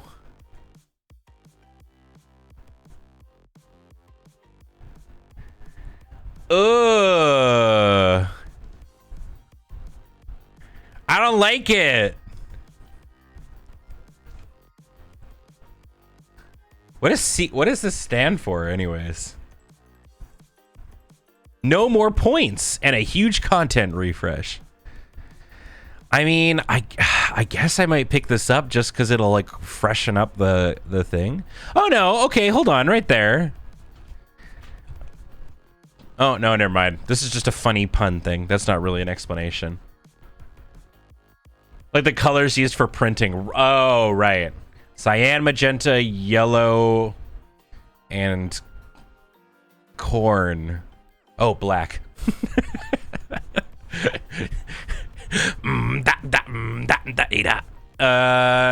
Interesting. That's really weird. I don't know if I like that. But I don't know.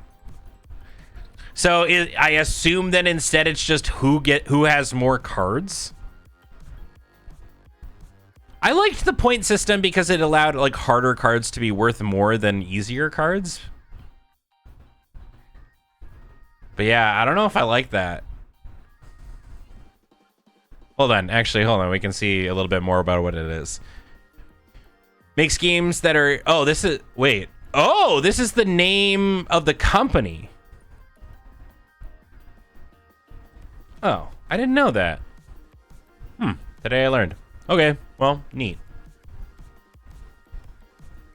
At least there's space to add your own points and descriptions. Yeah, but I don't know if I want to individually write on 400 plus cards. That's so strange. Yeah, Wavelength is a really fun game too. I've been because I like looking at my, I don't know, is it appropriate to say colleagues in the in like the internet board gaming space? So like Smosh has a tabletop game. They tend to do a little bit more games in like just like the party game sort of area, but I still think it's like worth peers. Sure, I like peers. But it's like I think it's worth looking at like how they do designs. I know that Dropout also has a tabletop show now that's run by Becca.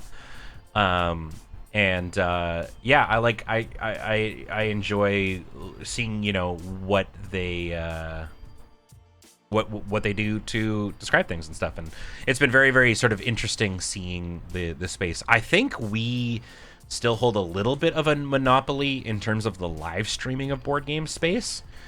But yeah, it's you know, it's just cool to kind of see and bounce ideas off of each other and stuff. I've talked to Becca quite a bit about this kind of stuff, and she's super, super helpful. She's just a cool person, and like kind of talking about what the state and what it's like streaming these sort of games. And yeah, she's a very, very cool person. Love talking to her.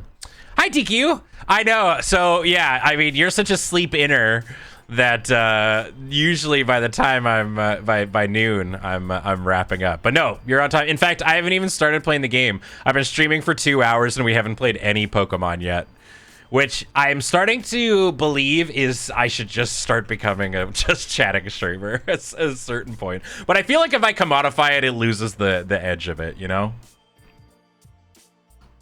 Yeah, I truly am back, you know? You do, yeah, and Becca helped start the whole trend back with Geek and Sundry. Oh, yeah, absolutely. Yeah, I mean, you know, tabletop board gaming, streaming and content creation is a very cool space too, and I think a lot of the people are sort of aware of it. I know that like when Jacob and I went to PAX Unplugged together, he went and bounced. He went to go like talk to the Legends of Evantris crew. If you're not familiar, they're like a tabletop RPG, live streamers and content kind of creators. Very, very funny people. And they were aware of who Loading Ready Run was, which is super, super interesting. I would not have thought that we were on like a lot of these folks' radars, but it's super, super cool. So the the board game industry is an interesting sort of spot. They play Magic, yeah, right? Well, that's the thing, right? Is like, it's so funny every time I go to any of these conventions, where, you know, I'll be talking to, you know, I mean, I talked about the MSI thing, right? About how it's like, you know, they have like potentially some of the biggest esports casting teams in the world. And like a bunch of them are like fans of Loading Ready Run, which is just like, you know, always such a strange thing, right? But it really does sort of help solidify how everybody's just like kind of a person. There are definitely douche canoes in the communities. There are absolutely people who are in it more for the you know, the fame hustle. Talking to people in like the board game community or who are like, you know, big streamers or stuff like that. It's it's mind-blowing to me seeing Medic from LOL hang out in Surge's chat. Yeah. Yeah. He's a buddy of mine. He's an awesome dude.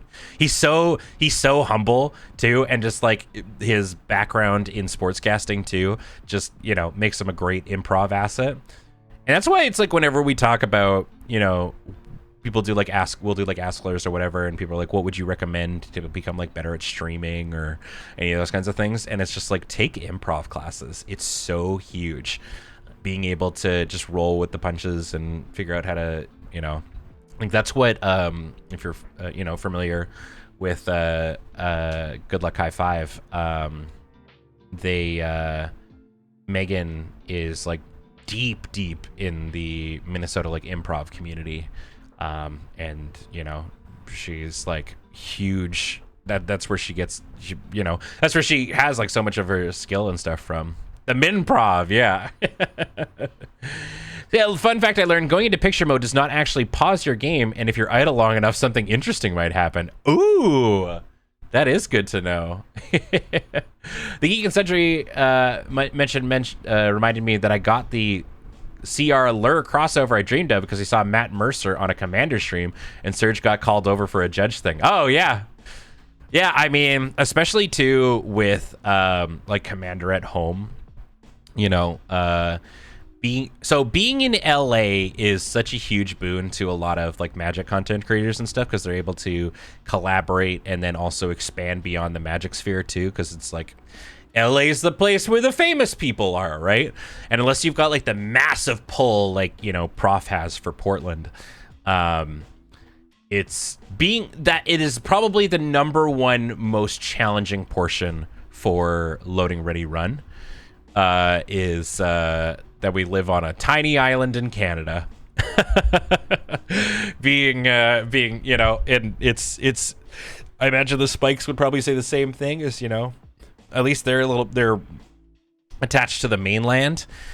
Yeah, LA is also such an easy place to fly people to. So yeah, a tiny expensive island. Yeah. God, if it was cheap here, I'd at least feel a little bit better about it. How much do you like driving? Living in LA sucks for that. Hate it. Don't even have my license anymore. I am a chronic biker. Goodbye. I love you. I love you too. Are you leaving? No, I'm gonna have a nap. You're gonna go have a nap? You woke up, ate breakfast, watched the stream for a bit, and now you're like, all right, nap time? Yeah. All right, night. Yeah, no, I'm a bike guy. Big bike guy. I mean, it's her day off. She can do whatever the fuck she wants, right? She's a big napper. Yeah, truly the most correct choice. Explains the glutes. I do. You know, if there's one part of muscle that I'm very proud of, I think I got some gams. The calves.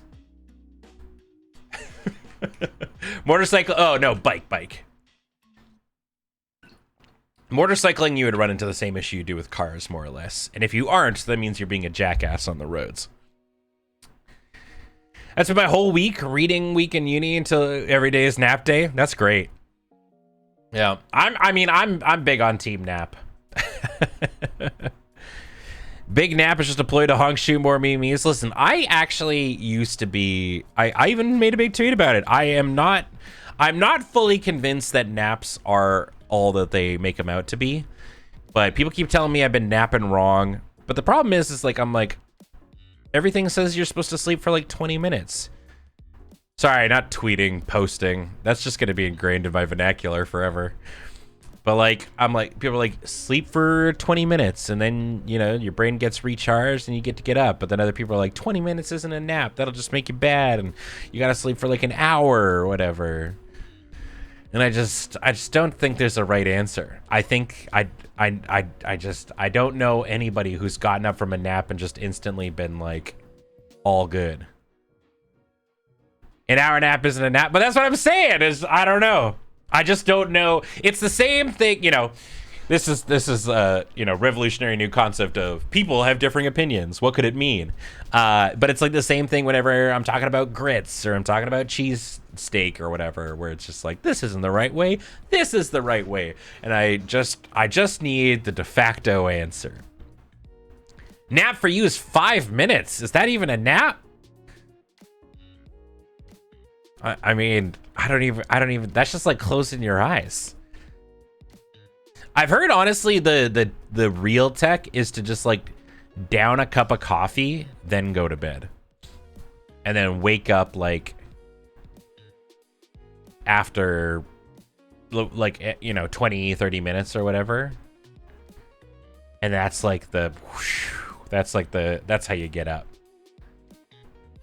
Naps when I did take them were 90 minutes because that's how long your classes were. Hey, I was also a sleeper during school times.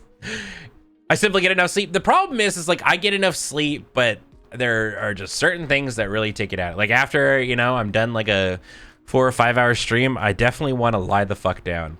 Tuesdays are an incredibly long day for me because it's just like, I'll you know, do good morning. I'll wake up at 6 o'clock in the morning, get to the office for 9, do all the setup I need to do for Good Morning Moonbase. That goes on for an hour and a half. Then I have an hour to prep and put all the things together for Is This Your Card? Stream card games. A lot of time learning a new card game for 3 hours. Then have 1 hour to scarf some food in my mouth before I get to. Then I do Let's Nope. And then I go home and I go to bed. That's my Tuesday, and it's a long one. I always overshoot my naps and wake up more tired than when I started, and that's what I'm saying. I just feel like I've yet to have nap actually reinvigorate my power. Notoriously cranky when I don't get a nap, so it's better for everyone that you get your midday nap. I mean, Nicole switched to a new medication, which this is not a sponsorship for, but she recently started using a thing called Rocket Doctor, which I'm sure if you've like listened to any amount of podcasts or whatever, you've probably gotten an ad for it. But it's essentially just like a call-in thing for like telemedicare. Or no, not Rocket Doctor. Sorry, ZocDoc. That's what it's called. And it basically just like hooks you up with a doctor like super quickly so that you can just like get like for a lot of it, and especially in Canada, it's just getting like a prescription so that you can go and get it filled or whatever. And so she just tried it out, and like now she's trying out new anxiety medication for the first time, and like it's been very, very helpful for her. It's been great, but it makes her tired.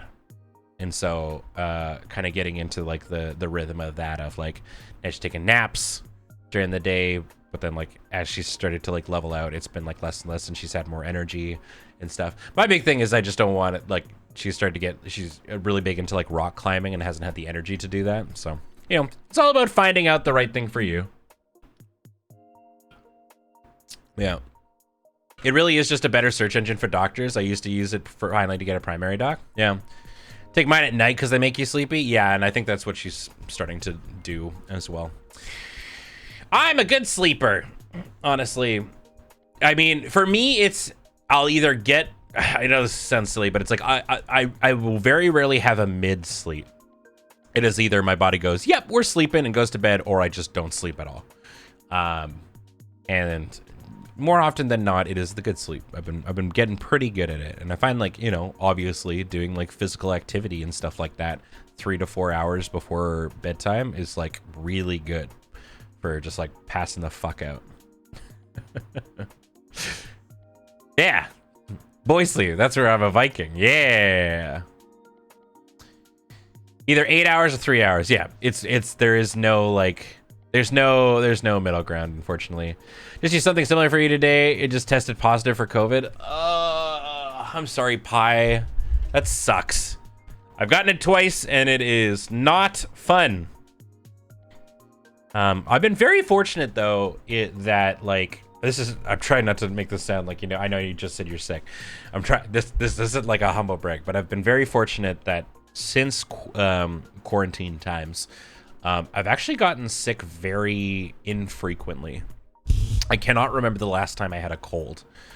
I've just been, you know, even after like conventions and stuff like that, and I've been going to like, I haven't been getting sick coming back, which has been great. The both of us. But on the flip side, it means that I gotta go to work every day. I don't get to take days off. That's the power of masking and hand washing. Yeah, I definitely pay a lot more attention to hand washing. I'm pretty on top of it. But you hang with Adam and he's like sick 25% of the time. It's true. Maybe I'm just like, you know, I've made Adam my Adam's my conduit, and all of the sickness that I get, I transfer it onto him, so I get to remain healthy. I haven't been sick since I got COVID in 2020. I'm trying to remember, like, when I got COVID, it was when we had our big friend hangout, which would have been like 2 or 3 years ago now. So, a new study showed that a person who gets tattooed, I think, every 9 to 12 months has a better immune system because you're constantly testing it. Interesting. I mean, I haven't gotten tattoos in a while. They're so expensive. I wish I could have more. They're so expensive. I would really, really like to turn this, you know, make this go all the way up. But fuck, man. So expensive. Surely that wasn't 3 years ago? Margot, I hate to break it to you, but I think it was. It was a long ass time ago. Turns out, we've all been friends for a long fucking time. Yeah. Hold on, I guess this would be the best way to look at it. Hold on. When was Shadowlands released? 2020. So, yeah, we've been friends for about 5 years now. Damn. Do you have any other tattoos other than your arms? Yeah, I have one on my calf, and I think that's it. Yeah. Yeah, the me learning that I felt like I was like, oh, legs will be easy. I would take a billion elbows over my calf again. The elbow was fine. Its wrist is annoying as fuck, and the calf was way worse than I thought it was gonna be. It hurts a lot. It's because your calf is all muscle. Well, also it's just like, you know, when you skin your arm, right? You don't feel it, but when you skin your leg, I find you feel it a lot more. And I wonder if it's just like an exposure thing. Your pant, you know, your legs, my legs. I'm a big pants wearer. It's like they're always, you know, my leggies are always in their nice little compartment, and then I don't know, my arms are just always exposed to the elements because I always roll up my sleeves because I hate sleeves. Following Ben after raid and seeing he has a shitload of followers, and it's like, oh, is this guy a streamer or something?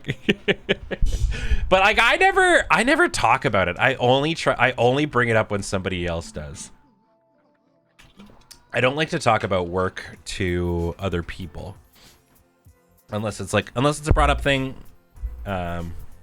Especially too, there was a very big period of time where I don't want to say embarrassed, but like I didn't like saying what I do for a living because I didn't like the people who were known for it, you know?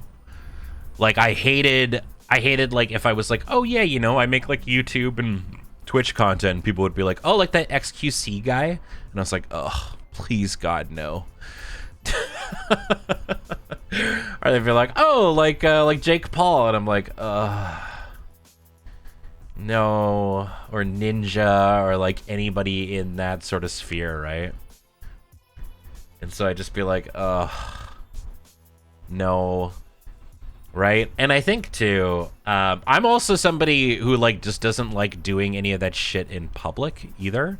I've come around to it a little bit more, but I will always remain in the zone of like, if I'm doing something in public for content or whatever, it has to not involve other people unwillingly. Like, I just don't want someone's face to be on camera who doesn't plan on their face being on camera. It has to be like non-invasive shit, right? And it's weird because like there are people that I enjoy watching that do that. I'm a big fan of, okay, I'm gonna actually, I have my phone on me so I could probably just say their name. So there's a Instagrammer who he had like a rapping career, like a music career. But the big thing he's become extremely popular for is doing the white girl dancing in public, which I love. But obviously, you know, that kind of just like throws people into the mix, and they just sort of become a part of your your content. And I don't love doing that. I cannot remember. Fuck. I follow too many people now. I've become an Instagram user. I'm not really much of an Instagram man. But can I sort by latest? There we go. They go by the name of Unsighted Poet. And so yeah, like they'll just like dance in public. Right, and it'll be like to Kesha, and like I think it's really, really wholesome, and they'll do like white girl dancing and shit, which is great, right? But it's like it you know, obviously unintentionally involves people in the content, so it's like I don't know, it's a weird kind of thing, right? I don't want people to be forced to be perceived, so yeah. It's tough. It's in their own space. It's consensual. Yeah, you know. And so that's the other aspect of it. It's also coming to the realization that you are also allowed to take up space in the world. You know, you're allowed to go outside, do something fun that is harming no one, right?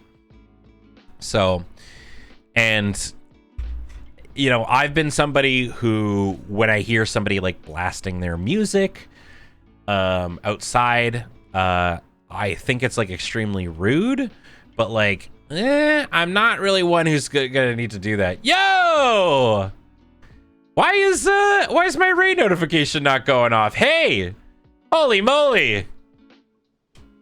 Well, if it isn't a bunch of scurvy pirates. Hi, friends. I don't know why my raid alert didn't work, but hey, how you doing? How was your stream, friend? How are you? Thank you very much for raiding. I gotta level with you. I've been streaming for about 2 hours and we haven't even turned the game on yet. I've been kind of just fucking around. Silk Song was super tough, but you got a load done. Amazing. Well, hello everybody coming on over from Dandy's channel. I hope you all had a great stream. Hi, I'm Ben, or Bengineering on the internets. I do all kinds of crap right now. I'm actually just returning to streaming after a long time away. I think I was away for like 2 or 3 years. So hello. It's very, very nice to make your acquaintance. If you enjoy Pokemon or Magic or any of that kind of stuff, consider hitting that follow button. And friends, please go give Dandy a follow. Right now, we're just talking about whatever. The big thing was I just finished cooking. We made French toast on stream today. It was very delicious, if I do say so myself. Last stream was around February 2023. Woof. Yeah, that was a long ass time ago. Yeah, at this point I've become a bona fide fucking podcast. So, at some point we'll play Pokemon. I just realized I don't even have my Switch 2 in the office. I have to go get it before we decide to. Yeah, we finished cooking like 45 minutes ago. I don't know. Do people even like Pokemon? Is Pokemon even good? The internet would have you believe that this new Pokemon game is garbage. Meanwhile, I'm having fun and having a good time. Oh yeah, all the old commands are dead. The old magic is gone and we have to create new magic. Yeah. Yeah, 2023. So long ago. Do you need us to tell you to play the game? No, I mean, I'll probably do it eventually. I don't know, I'm just like sitting here chatting. What got you back into streaming after so long? Man, good question. I kind of talked about it actually a little bit today too. Was like, because I still get to stream all the time. I stream over at Loading Ready Run, right? And I do like 5 to 6 streams a day. Or a day, a week. So that kind of part was there. But the thing about lure streams is like they're a little bit more, it's more structured, right? It's more like this is the horror stream. We play horror games on it. And maybe Let's Nope is a bad example because Let's Nope is just Adam and I fucking around for 3 hours. It's not even about the game anymore at this point, but right? Blink twice if Graham is overworking you. Anyways, but so I mean, I with the new Pokemon game coming out, I really needed an excuse to. I just wanted to be able to play the game with a chat because I actually really like just goofing around and bouncing ideas and jokes and stuff off of a group of people. So I was like, hey, I could wake up earlier in the mornings and do a little bit of streamy stuff. And yeah, that was basically it. There was no like major impetus other than I wanted to hang out with people again. I wasn't watching in the before times, but I'm technically part of the transitioned while you were away crew. Oh, no way. That's been my favorite thing, to be honest, is like hearing how people's lives have progressed. Some people became parents, some people finished school, some people got new jobs, some people got new genders. And it's just made me really happy to see, because I have been quote unquote streaming and doing internet shit for like almost a decade now at this point. And so I don't know, I've been around people who have like met each other through the lure community or my community and gotten married because of it. And I don't know. Ben, you got to stop streaming for 2 or more years so more people can get new genders again. Is that what happened? Was I the canon event that caused people to get transed?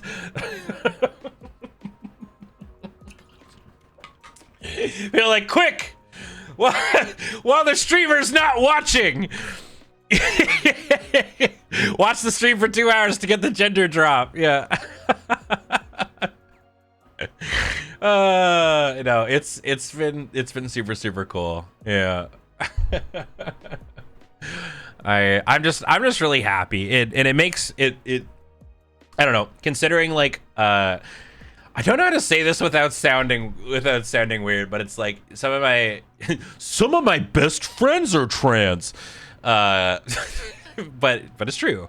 And it's, I don't know, I just really loved seeing it's looking from the outside in. It's been so cool. It's been very heartwarming to see the night and day sort of way that they are feeling about themselves when these trends. It's like, it's not obviously a it's like, I am trans, now I'm happy. Like it doesn't, it wasn't like that, but it was just like the moment that, you know, you just like, you see this like sort of shift where they get to discover that about themselves. I don't know, I get really excited to see my friends get happy, you know. Self-assurance is a hell of a drug. It's true. It's very, very true. Clearly you're a positive male figure, so ditching him was a bit easier when most of the dudes in my life. Oh, so it was like, well, you know, all the other dudes suck, so I'm no longer gonna be a dude. Yeah. All right. Hey, take care, Muse. Have a great singing lesson. I hope you have fun. Okay, so here's what we're gonna do now. Y'all need to stop complimenting. It's gonna go to my head. It's too late for that. I already think I'm hot shit. No worries, Dandy. Have a great stream and have a great time off. And thank you very much for bringing your stream on over here. I'm actually gonna take a. We're at the halfway point. So I'm going to take a quick little break so I can run to the bathroom. I'm just going to run some ads so that we can get rid of these pesky pre-rolls. And then when we come back, I will actually play Pokemon. So if you're just here to hear me talk, then that's cool. This is a nice little capper for you. And I appreciate you being here, and I'll hopefully see you tomorrow morning. But if not, I will be right back with more Pokemans. All right? All right. BRB!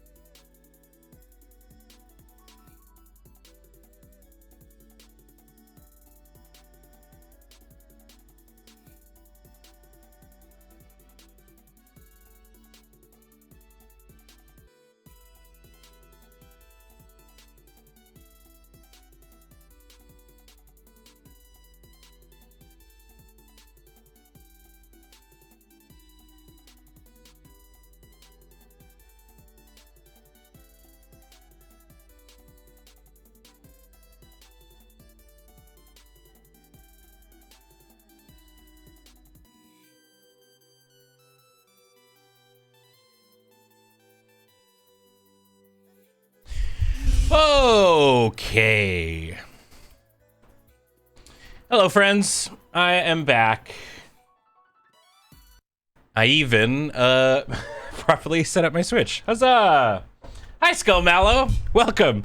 Yeah, I think a bunch of I think your captain has already run off, but welcome, friend. Hope you're doing well. Just coming back from the little breaky-roo, and we're gonna start up playing Pokemon now. Forget Pokemon, time to play more Eastward? Yeah. As you can see, I'm making my way through my backlog of games that have been on my Switch that I have not finished. Now you're marooned on this island. Also, because people were giving me shit about it, it's not a Switch 2 controller, which I do also still want to get, but I went out and I found there was a wireless Switch Pro, also the Splatoon edition one, at my local used game store. So I picked it up. Oh shit, wait, hold on. Did I save? Nope. That's fine. I'll come back to that later.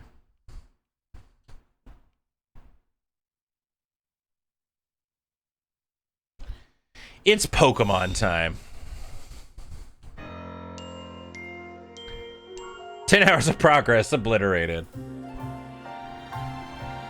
All right, back in the world. Ran across the new Best Mega the other night for a weirdo Pokemon that you never could have guessed would get one. I'm so excited. I remain completely unspoiled. I know nothing. I've heard there's some goofy fucking ones, so I'm excited.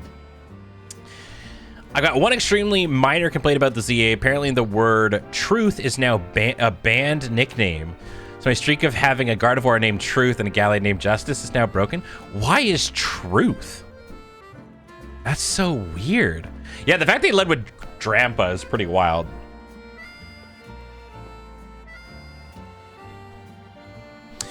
Okay, so last time on Dragon Ball Z, we became rank F now. Yeah, we're like rank F. Yeah, we Nepo babied our way into skipping half the ranks. We learned about Drampa, and now we're officially, you know, okay to go after the Mega Pokemon. But we also learned that all of the Pokemon that I'm excited about, so I assume Meganium has one. I assume Mawile has one. Or, wait, Mawile definitely has one, sorry, I should say. And Ampharos has one. None of those are Megastones that we have access to, which makes me so sad. We have access to something like 20 Megastones right now, and we get none of them. Actually, I'm going to go over here. I think that's better. Do you prefer this style of Pokemon on the old way of going through all the towns and gyms? So, I mean, Scarlet and Violet kind of let you go in whatever way you wanted as well. I'm pretty gym agnostic. I'm thoroughly enjoying this game. I do think they're doing it in a fun way. Did you check the Stone Store? I checked here and I checked the Stone Store, but when I checked the Stone Store, it was prior to me getting this new rank. So unless they give you more post it, then I don't know. But yeah, I figured because so many people were giving me shit about it, today might become a side quest day, because as you can see, they've started to rack up a bit. So, yeah, I figured, hey, maybe we do a side quest or two. We're gonna do some side quests today. Okay, let's start off with, oh, it's over here. Let's go there. If they add level scaling in Gen 10 with Gen 9's formula, it'll be perfect. Yeah.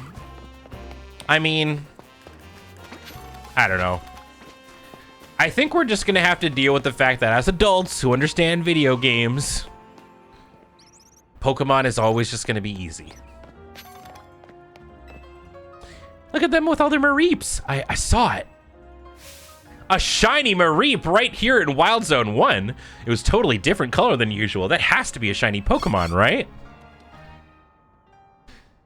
But was it really a shiny Mareep, or were my eyes playing tricks on me? At this rate, I won't be able to sleep tonight, no matter how many Mareep I count.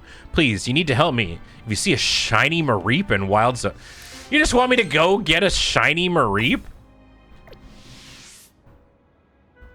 I wonder if this is like a one that's maybe seeded. So, okay, where did... Right, the Mareeps were like over here. I mean, these are just regular-ass Mareeps.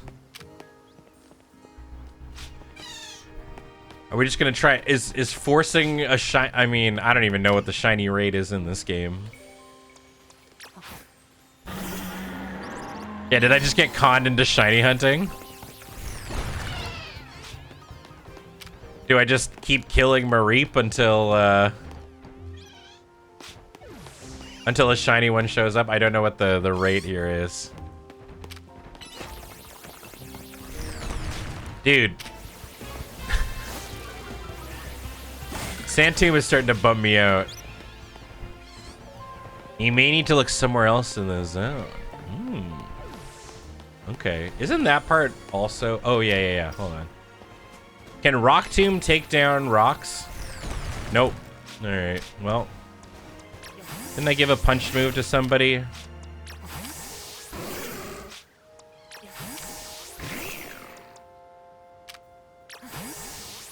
There we go.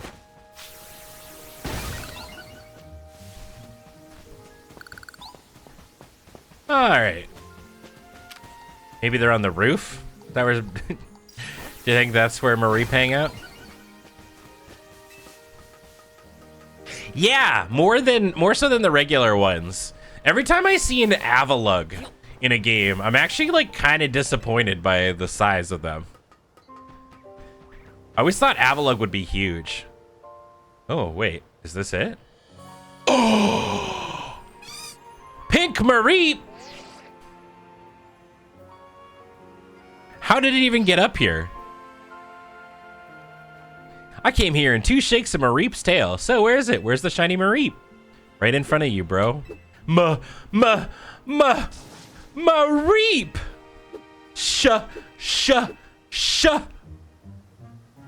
Shiny! A shiny Mareep! Thank you so much. I'm glad my eyes weren't playing tricks on me. That's definitely Mareep of a different color. Now that that's settled, I'll be able to sleep soundly tonight. No Mareep counting necessary. I like how they don't even want to catch it. They're just like, I just wanted to see it. How'd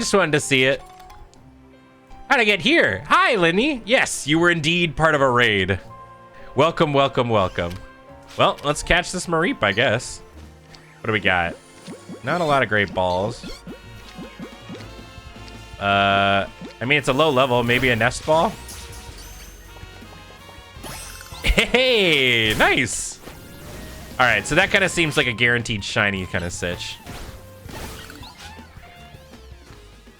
Cute. Okay. Quest complete.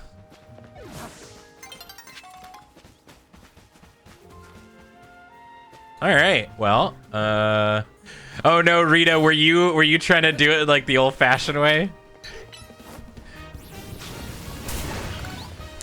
It's very rare, but I, the streamer, looked up. Let's go take out this alpha Pidgey. Damn. I'm like higher level to it than it barely did any damage. All right, let's bring out the big guns. Dude, leave me alone, you weirdo.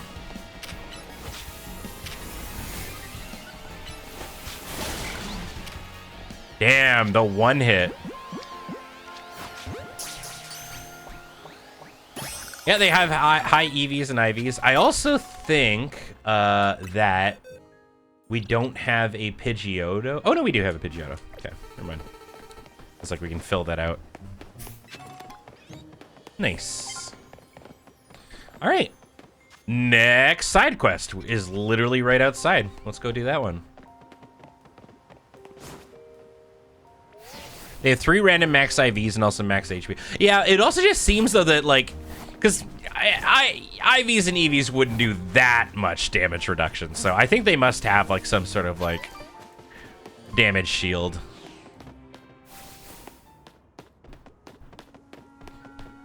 Alrighty, I think you're right here. God, everybody's so cute in this game. Look over there. Did you see that mound of dirt? I think a wild Pokemon's made its nest there. The problem is it's preventing anyone from using the Holovator. Could you chase that Pokemon away? I feel a little bad for it, but we don't really have a choice. So doing side quests seems like more than just getting items. It literally seems like it's unlocking part of the map or parts of the game. Ah, it's really cute. I do really love seeing people who come in from a raid who like weren't like maybe, you know, you're watching Dandy on like second screen or something like that, and then you're here and you're like, whoa, where the heck am I? And then you notice a familiar friend from your community and you're like, oh, hey. I mean, I kind of want to leave it be, but I guess I gotta chase it away. Oh, Diggersby though? Let's go. The goat.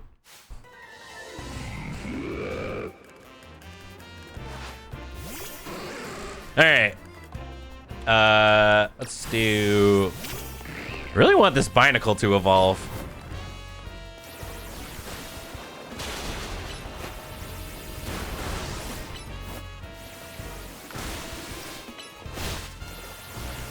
Yeah, nobody tell TQ that I'm attacking this rabbit.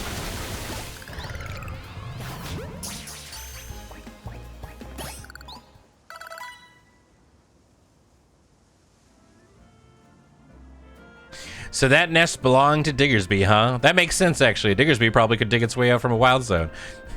Anyways, thanks for sorting that out. Now we can all use the Holovator. Oh, I know you're watching. I just didn't want anybody to tell you, you know? Don't worry about Diggersby's. You know, I wasn't worried about Diggersby's hole, but now should I be? And now you can reach the rooftop.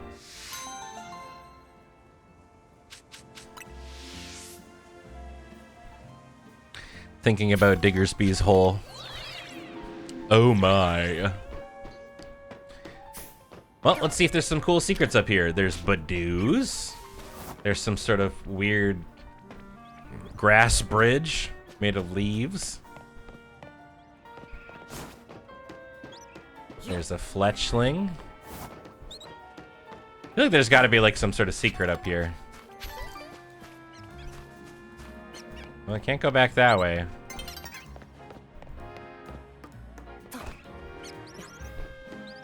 Oh, I guess this just sort of leads us into a long line of houses. Yeah, I mean, I would also tell people to kick rocks. They're like, our Holovator. And I'm like, well, you know, maybe you weren't meant to be teleporting to the top of a roof, you know? Ever think about that? Was man truly meant to teleport? I feel like there was enough episodes of Star Trek to like say it probably isn't the best idea. Oh, see that there's an HM on the other side. Yeah, take the Poke Stairs. Be a Poke adult about it. Or take a regular elevator, one that doesn't like scramble your neurons. All right, we've cleared that side, so we'll just keep go. I'll just keep going based on which one's the closest. Yeah.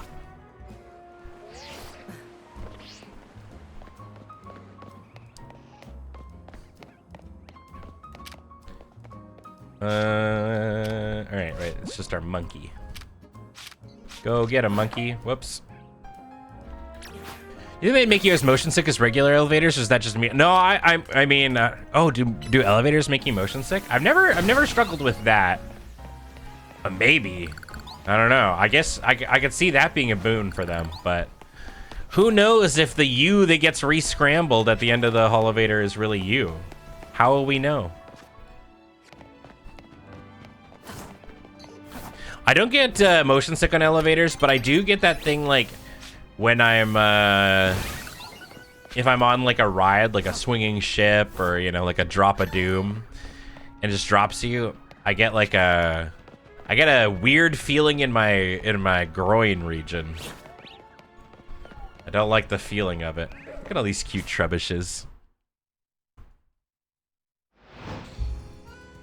It's not your Pokemon original clone gets murdered?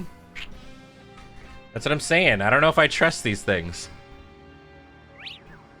If your kink is neuron scrambling, you know, you can do that in the safety and comfort of your own home. But, you know, I don't know if we should turn your kink into public transportation.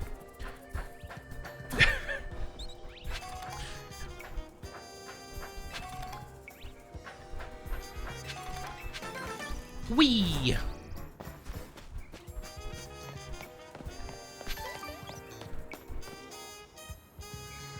All right.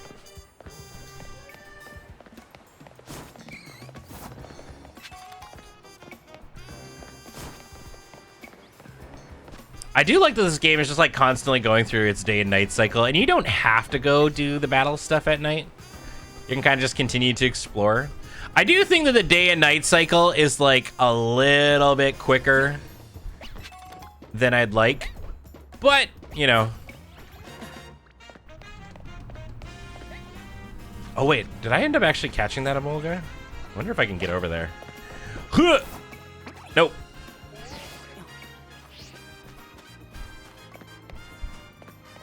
No!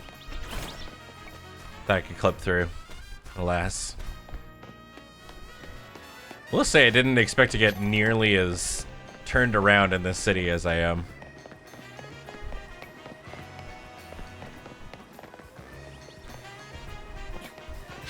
I'm a little sad that I'm unable to swim.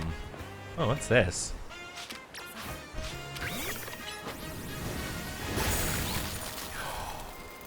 Bridge! Hell yeah! It's a bridge to nothing! It was all so I could get this water stone.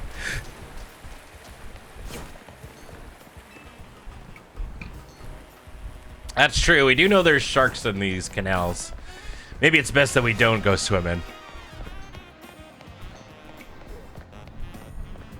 That's what I'm saying, Macbody. Like, we don't know that if we go through these elevators that we're not going to end up in like a The Fly sort of situation. And listen, I also think that Jeff Goldblum's a good-looking dude, but like, I don't know.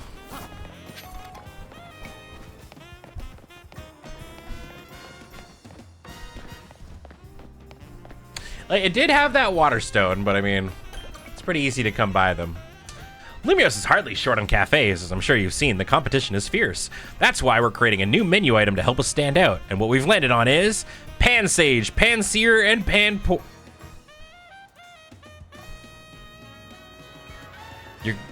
You're gonna put monkeys on the menu? These three similar seeming Pokemon have some rather exciting and unique traits, you see. The leaves on Pansage's head can relieve fatigue. The tuft on Panseer's head contains a flame that burns at 600 degrees Fahrenheit. And the water stored in the tuft of Panpour's head is packed full of nutrients. In short, revitalizing leaves, nutrient-rich water, and flames at an ideal temperature. If we combined each of these Pokemon special traits, we would achieve the perfect cup of tea. Please, could you catch these three Pokemon so I could briefly borrow their services? In return, I'll treat you to a very first cup of tea. Is 600 degrees Fahrenheit the ideal temperature? Oh no. I've evolved my monkey. I don't know if it's gonna work. We're gonna have to go get another monkey.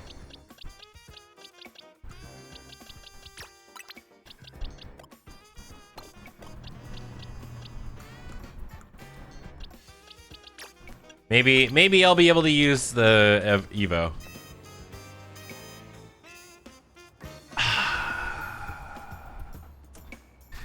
Alright, where can I find the monkey? They like to be in the sky, but maybe they just want to know Wild Zone.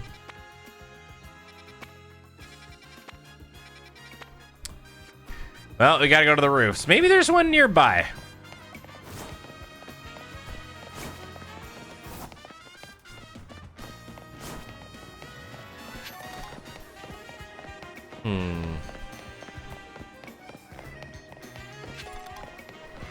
Yeah, we need the base one. I figured. I was just hoping, you know? Yeah. They might be sleeping at night, though. Dude, I love how stanced up these Staryus are. Get on a roof.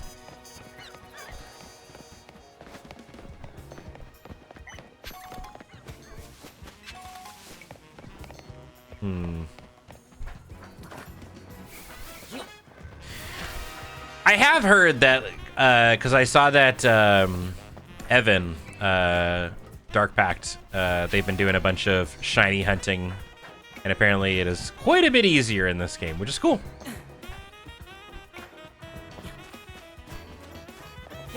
Hey, nice before damage. That means a lot. Thank you. I don't know. I just like hanging out with y'all and playing games. Oh, I don't know if I have a yellow flower. I think this might be the last Flabébé I need.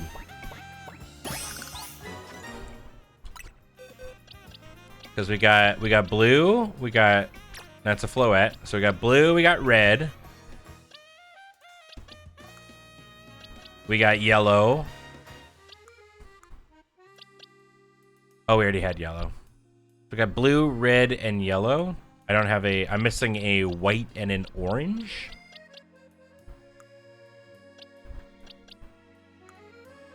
Yeah. I'm missing an orange and a white. Alright, well, you know, for all these elevators that we've been talking about, I don't see any on the ground. Although, hi. Oh, shit. This is for main quest. Well, that's fine. What now? Hey, Naveen, mind if we eat with you? I'm done eating, actually. What I'd really like is to enjoy some post-meal alone time. But more importantly, are you sure you know what you're doing? What do you mean? Ben, if you keep winning your way up the ranks in the ZA Royale, eventually you have to face the gamer prodigy. The streaming sensation of the keyboard legions. You're gonna have to battle Kanari. Oh no! The keyboard legions! No! Is this is who runs the ship, eh? The gamer queen. What? Have you not heard of her? She's an electrifying streamer. Why is it always an electric type? Who slings cutting commentary with her snarky yet affectionate tone. She's a bold, vibrant vision in her streetwear and her gameplay. So daring, so dynamic. She's not a local Lumio star either. Her streams and skill are taking all of Kalos by storm. So tell me, do you really plan on battling Kanari? The Kanari? The Kanari? I mean, yeah, we won't reach rank A if we don't. You mustn't! A battle with Kanari? The nerve. The closest we fans could ever get to... Oh, God. Naveen. I was like... I was holding out hope that, like, you know, because you were getting bullied a bunch, that's why you were kind of a douche canoe. Oh, no, but he's a reply guy.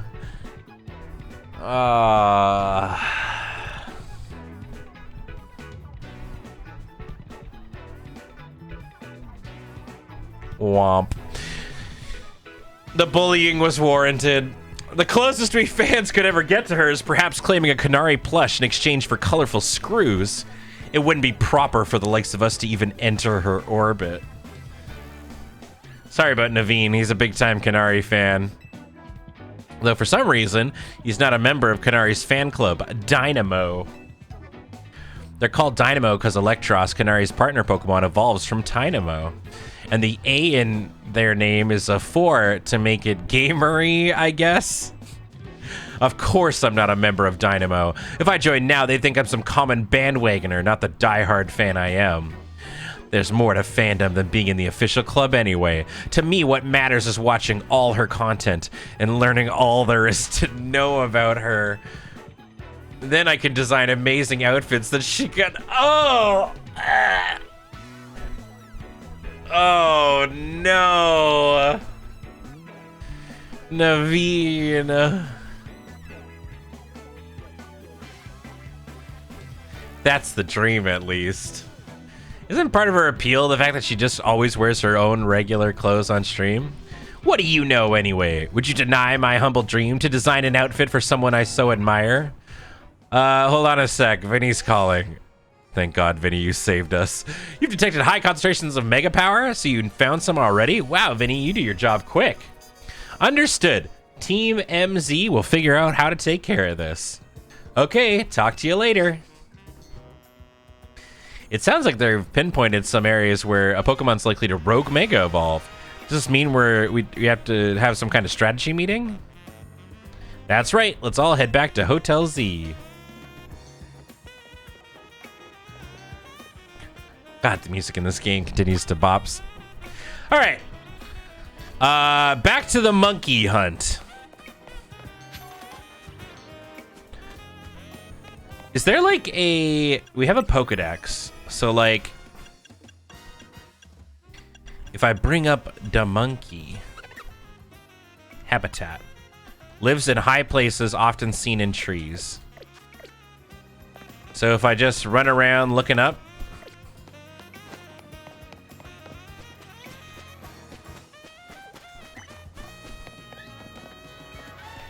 I'm just gonna continuously look up.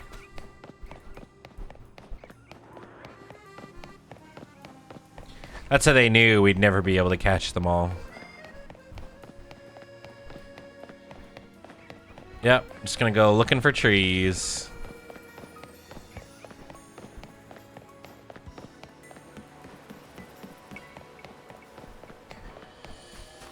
The thing with Naveen isn't that bad further into the story. So what you're telling me is we're going through some peak anime stuff where the character is like, don't worry, they get better. You just have to watch until like season 3 and then they have their real arc.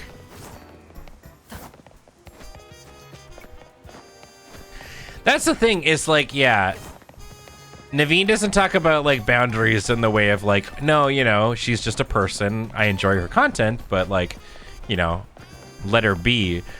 He says it more in the way of like, I couldn't even touch the ground she walks on. Oh, fuck. Yeah, episode 680, trust. Yeah, very much that.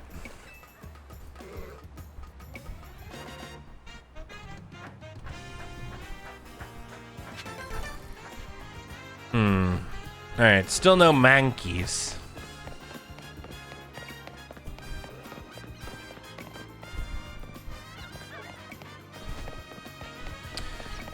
I don't know.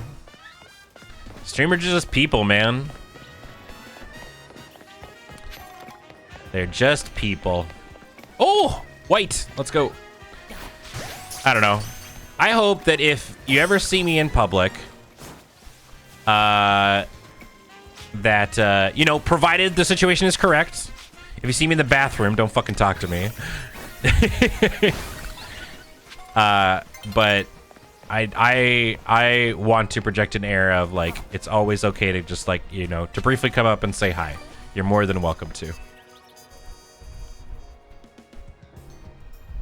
Sidequest. We've been over this. Poison is the best status condition, hands down. It chips away at your opponent's HP, which is obviously the smartest way to win. Well, I couldn't agree less. Paralysis puts all of their status conditions to shame in my book. Paralyzed opponents have to deal with a nasty drop to their movement speed. Pummeling them while they're slow, then seizing an L in victory. That's the way to do it. You there, random passerby. You came at a perfect time. Help us settle something. We're trying to decide if poison or paralysis is better. Paralysis, for what it's worth. That means facing us in Pokemon battles, starting with me. What do you say? Sure.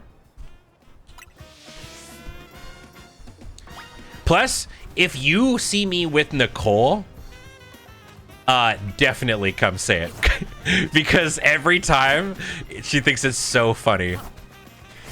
I got recognized at the at a punk show that we were at recently. And Nicole was literally like, "Oh my god, fuck off. Are you kidding me?"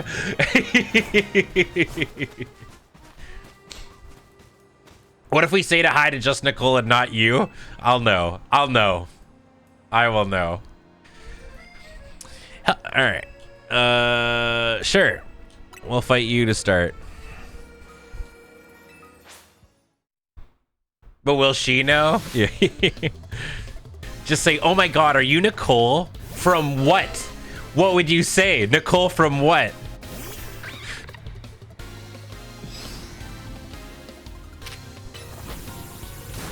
From real life?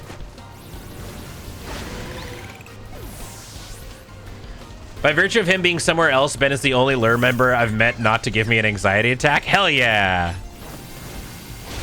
The internet? That's a good one.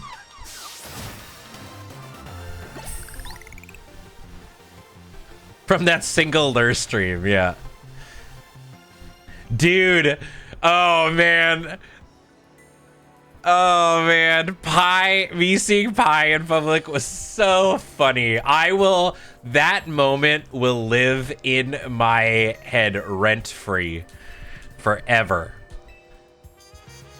Yeah. Pi was in, like, you were in costume, and it was like an inflatable one, wasn't it? And they just like booked it towards the loading ready run booth and tripped and slid across the floor into our booth and like banged. Yeah, it was a giant inflatable costume and like banged into our table, knocking a bunch of stuff. We also had comic artist Foxtrot Bill Amend beside us, and also knocked some of his shit over. Oh man, so funny. And it was fire. It was like, no, it's all okay. But oh my god, so funny. Rent free forever. Yeah, literal anime introduction. Anyways, this is not an invitation to tackle me.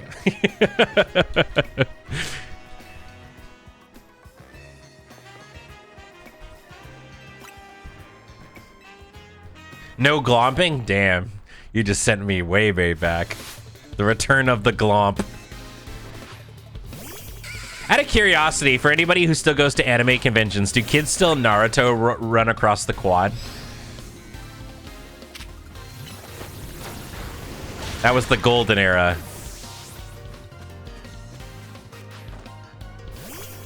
I did see that, like, Scene Kids style is starting to make a return a little bit. Would you mind listening to the punk band you were attending to? It was a pup show. Which we're gonna go see them again in November, too. P-U-P, pup. Well, you faced us both, so answer honestly. Which status condition's tougher to beat? Neither of them. You two were easy. Are you saying we're not bothered by status conditions in the slightest? Though I suppose it's true that neither of us managed to win. Looks like we both have a ways to go, huh? There's so many status conditions out there, and I want to master them all. You saw Dropkick last night. Awesome. That'd be a band I would still love to see. I've not got the opportunity to.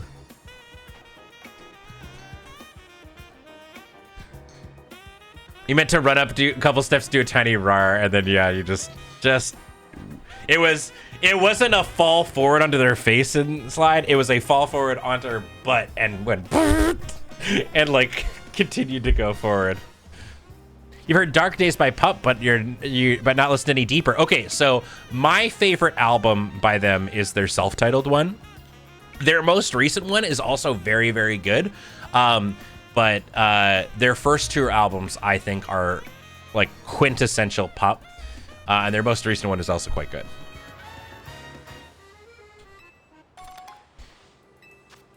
Do you think you'd still be a streamer in a Pokemon world? No. Especially in this world where it seems, I mean, we've started to learn that rent is a little bit hard to come by. But like in this world where it seems very endorsed for you to just go out and explore and be in nature and camp outside. Oh, I'd be in my element, man. God, I'd be so happy. You'd be a scientist? I mean, there is a non-zero amount of utopian society that goes on in the Pokemon universe. That'd be sick. I mean, I do know that, like, the problem is nobody comes to Victoria. Everybody comes to Vancouver, and it's starting to become so expensive to go see people in Vancouver. Fortunately, like, we're gonna go see Pup in November, and we're gonna be crashing at Lily's house, and go together. But just like, God, if you don't have a friend's place to crash at, you're spending like however much money on the ticket. Then for us, it's like you're spending $200 if you're driving onto the ferry.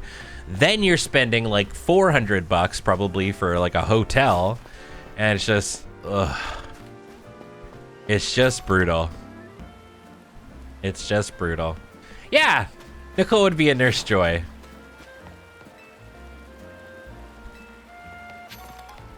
Not true. I've made 2 trips to Victoria within a year. I mean, Victoria, like, itself is like a fun place to stay or whatever, but it's expensive.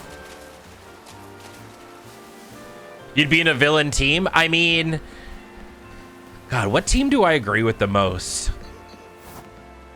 I like... So, Team Galaxy, like... Team Galaxy was like the epitome of you had me in the first half, right? But then they are literal factual PETA, and it's just bad. They're like, yeah, we're gonna prove our point by literally stealing people's Pokemon, and it's like, ugh, well, now you've lost me. Or Plasma, sorry, Plasma, not Galaxy.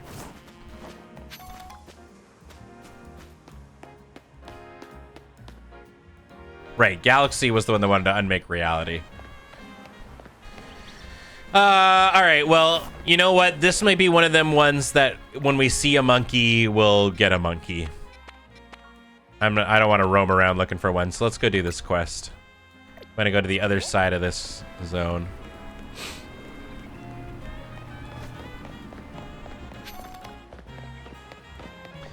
Ben would be a Team Skull so he could be a B-boy.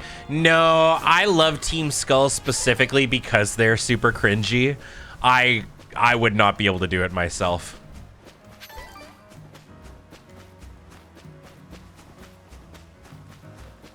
Yeah, open quest, red monkey, orange flower. I couldn't do what they do. Props to them though. Oh, I mean, I'm definitely cringe, but I'm never intentionally cringe, and I feel like I'd be acting out of what I don't normally do, you know? Shocking nobody, I don't walk around town just going, you know, like...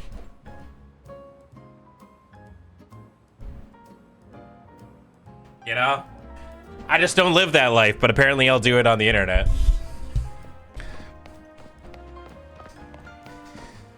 Yeah, Flare has like I mean, Flare is probably the worst of all of the teams, right? They just want to blow up the world and only keep the pretty people. I can't get behind that. Now, if I was the pretty person, well, you know, maybe.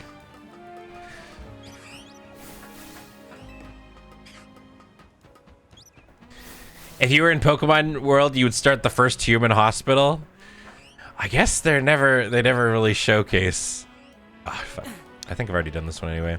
They never really showcase like an actual people hospital. There's maybe not. I feel like I've definitely seen like Pokemon centers are also just like people hospitals too, aren't they? I definitely think I've seen like some character in the anime be in a hospital. I'm one of the pretty ones. You know, I mean, I'm pretty to somebody. And that somebody's Nicole. And I'll take that. That's all I care about anyway. Pretty sure it was Ash's mom. Damn it! I already have this monkey. Doodaloo doo doo doo doo boo boo boo. Can I hit that from here? Nope, that's not gonna work. What about you? Nice.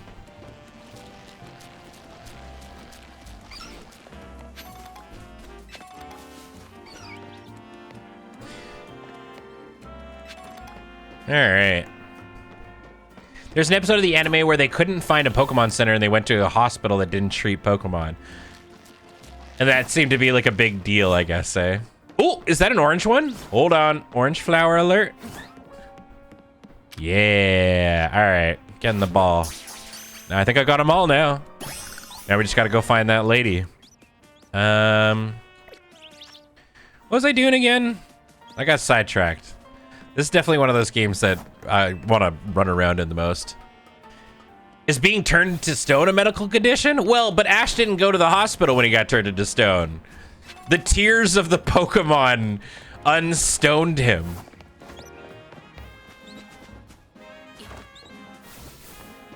Oh, did we not? I thought I had a blue. Yeah, we got a blue. There we go. Yeah, we got them all. Doo boo ba doo. Yeah. Ash jumped in the way of a Pokemon attack, turned to stone, and then all the Pokemon cried because that was a bummer, and then he got unstoned. To be fair, just thinking about that moment makes me well up a little bit. Pikachu starts crying, starts fucking thunder shocking Ash, because that's what he would always do. And Ash doesn't respond, and then Pikachu just starts crying. It's a pretty brutal moment.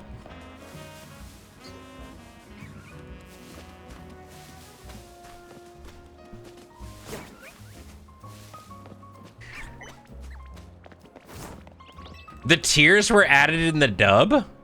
Wait, so what happened in the original?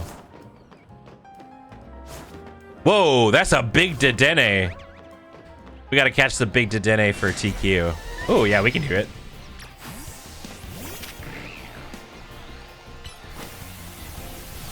Whoa, could you not hyper beam me? Thank you very much.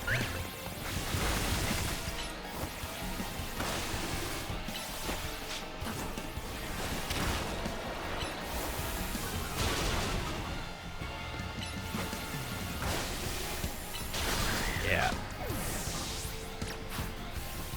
Oh God. Ah!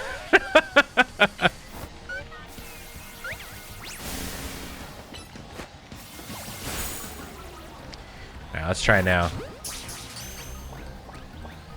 Hey! Yeah, that mouse has got a bazooka. Do do do do do do do do do. Oh right, and TQ wanted me to name it something. I don't remember. What was it? Toast? All right, deal.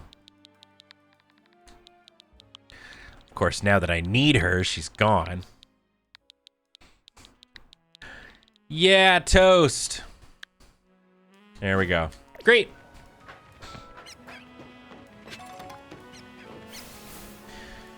No recall, but you saw a review that told, but you forgot. Interesting. I'm curious how they solved it, because it was the tears that undid it. Or in the Japanese version, does it just end there? And then, and it's like, and then Ash was fucking dead. Let this be. Oak is just like, and that's why we don't stand in front of Pokemon moves.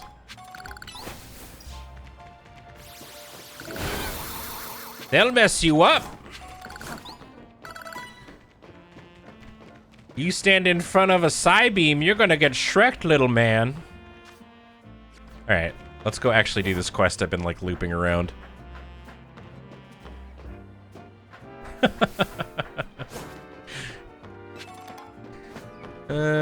So it. Whee!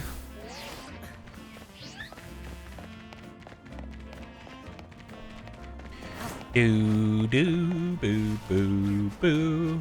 Okay. Oh, he's inside the wild zone. All right. Mew is oddly racist in the original.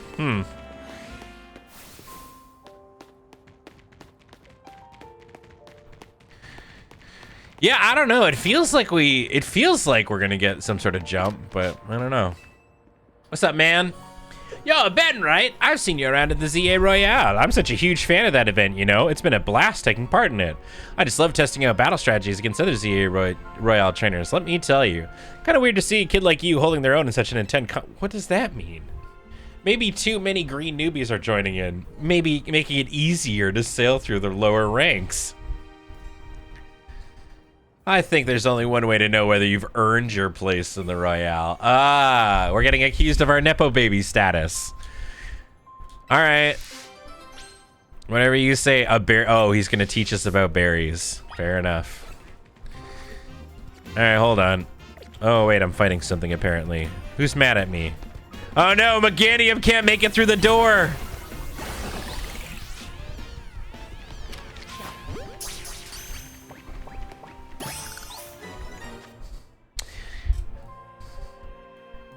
I have a mental snapshot from back in the day at the local roller rink where the DJ was playing What Kind of Pokemon Are You for a kid's birthday. Hell yeah! What kind of Pokemon are you? How do you do the things you do? Something, something, secrets that inside. And do you have a heart that's true? What kind of Pokemon are you? That whole CD was bops front to back. All right, our squad's back together. All right, dickhead, you ready to get clapped?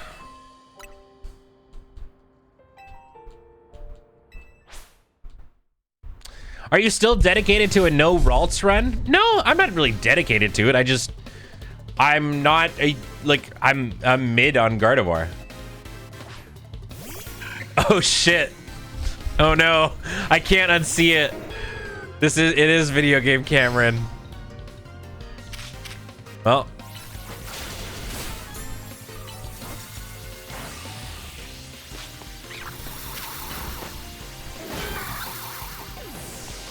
But Gallade, I'm gonna tell you, mid.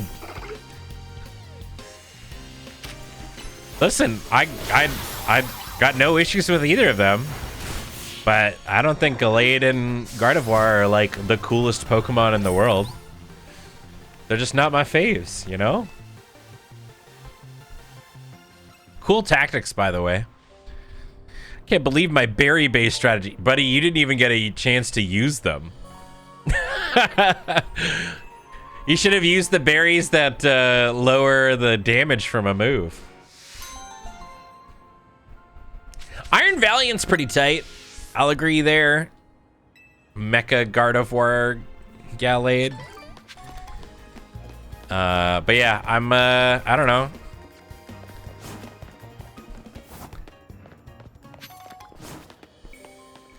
I think they're neat. I mean, let's just keep going around in a circle. Also, we don't have the Pokemon Center over here. Yeah, I mean, you know me. I like the weirdos. One of my favorite Pokemon is Ludicolo. That should say enough about me, you know?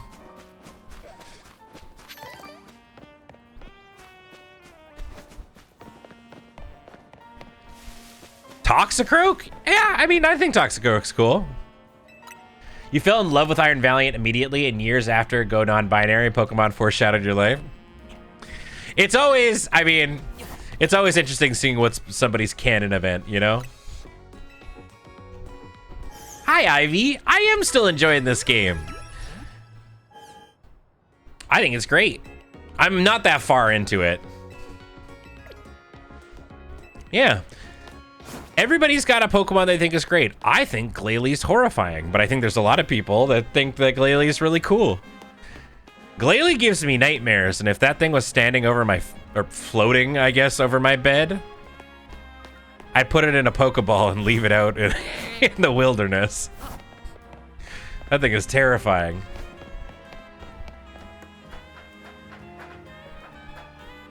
It's true. I'm not that deep into the game. I like going slow for two reasons. One, I mean, I'm only playing this on stream, but two, because then it gives people who are worried about spoilers the opportunity to play further than me, and then you don't have to worry about getting spoiled. All Pokemon are lovable. That's what I'm saying. It's just, you know, he scares me. Froakie. Feast your eyes on this. It's our masterpiece, our greatest, hardest ever scaffolding course. This guy's got a hella facial hair situation going on. And the current record holder for clearing this course the quickest is that wild Froakie over there. Yeah, I'm a frog. Look at that smug face. It's got "I'm faster than you" slouches written all over it. I gotta show that Froakie what humans are made of. Help me bring it down a peg. If you can clear this course in 30 seconds or less, then that Froakie will have to admit you're good. Okay. Bring it on, Frokes. Ugh, let's do it.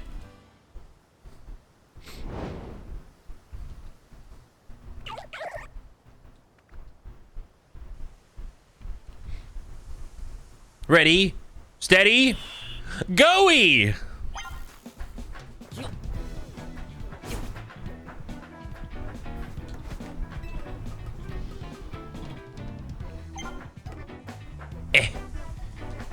No! I fucked it. Restart. That was just a we just needed to we need to just test out the field, and that was a warm up. Gotta learn the layout of the map. This one's for real. This one's for real. Yeah. This is the real one. We're stretching it out. Ready, steady, go-y.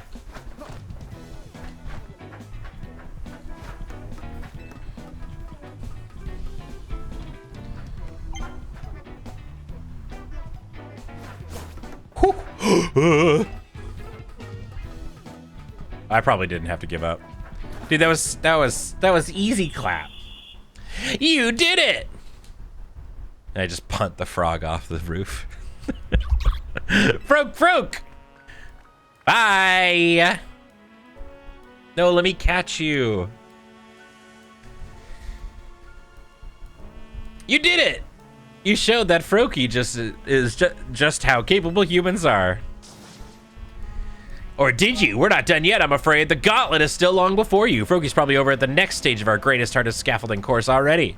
I'll be waiting for you there. All right, well. Your 4 eyelashes are so thick. Thank you. I'm all dolled up. I guess that's probably how it's gonna go, and then at the end, I maybe get to catch a Greninja. It's cute that they put the original starters in the world for this area. The Kalos starters, I think, are all very strong. Chespin, I think, is probably the weakest of them, but I still like him.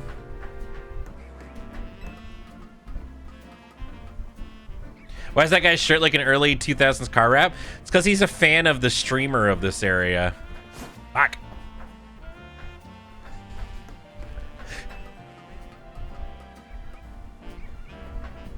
Chestnut as peak design? I think they could have been better. I like Chestnut. I'm just saying, I think it could have been better. You forget Fennekin exists a lot? Oh man, I love the Firefox. And he gets to turn into a freaking wizard.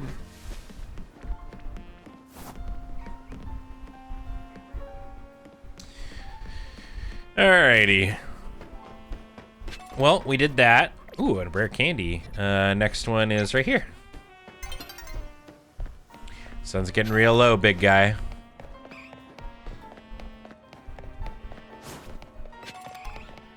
I'm a fan of any fire starter that doesn't become firefighting. True.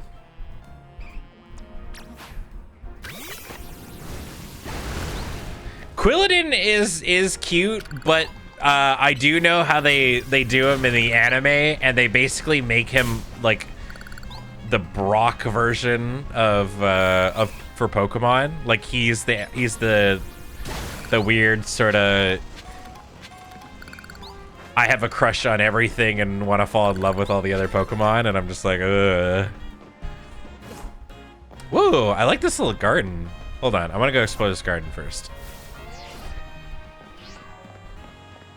We didn't finish the frog mission? I mean, it's just going to another area. I'll just keep going around all these. Squapes? Is it a texture? It is a texture. Damn. Here comes a new challenger, Squapes. These ones are yeah. They're just little they're little pieces of paper. Hell yeah. Shout out to all the Final Fantasy XIV Squape knowers. Flapes, flat grapes. Yeah, I like that. They got flapes. This feels like an area that I'm going to do something in later, because currently there is nothing going on.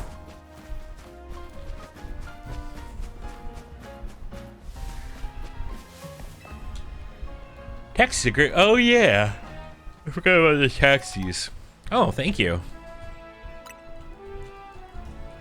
As the resident grape expert, it's Flapes. What makes you a grape expert, Odium? Out of curiosity. How do you become a grape expert? Nice! Grats, Ambi. Enjoy your new shiny Pidgey. Your family makes wine. All right. That's a good way of doing it, yeah. As you can no doubt see, I am an artiste. No, none of these artists wash their hands. It's kind of nasty. I came here to sketch the scenery for a piece that will no doubt take first place in my next contest. Alright. Turn my fan off. It's getting cold in here. But behold! Those awful brambles are obscuring my view of the fountain. They're ruining the scene. Perhaps burning the brambles might do the trick. Please, I beg of you, use your fire. Shiny Alpha Baneri. Tight. Yeah, why not walk to the other side of the brambles? I guess she wants this exact, like, little corner. Thank you from the bottom of my heart. Now I can finally resume working on my sketch. What? More? How can this be? I must ask for your help again. Is there just a Pokemon here that's fucking with us? Listen, I'm not gonna pretend to be an art man. Artists be artin'. Can you imagine being some sort of artist in France?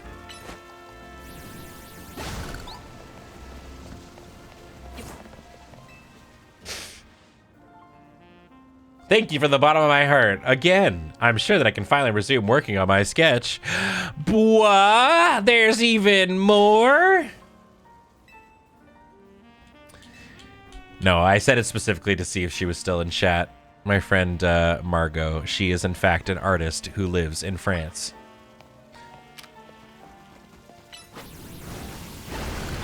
The Louvre was just robbed. It's so funny though too. I mean, obviously horrifying, but like, I love how so many people were just like, "Yo, a heist happened," and it was like, I don't know, a breath of fresh air in terms of news.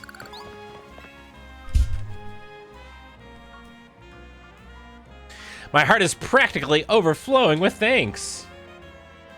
Yeah, no one was hurt. They just stole a bunch of jewels. Nice. Ah, oh, there's a phantom. My cute little guy. Yeah. This phantom also has a banging shiny. Could it be that this Pokemon was sabotaging me? Oh, cruel Pokemon, why must you torment me so when I'm already pressed for time? Inspiration strikes yet again. Drawing Phantom alongside the fountain would perhaps be a perfect representation of life in Lumios. Your role is decided, Phantump. You shall be my model, my muse. Pump. We'll create a masterpiece, the painting of our era, destined for the Lumios Museum's halls. Don't you dare move from that spot, Phantump. Okay. Now we're sure to take first place in the upcoming contest. I can't thank you enough. Wait, can I capture your Phantump? No? Okay. Dang. No tumping.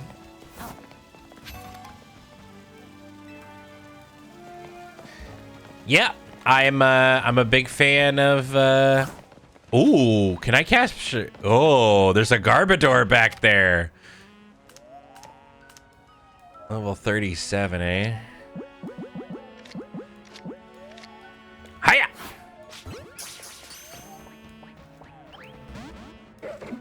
Well, it's time to rumble.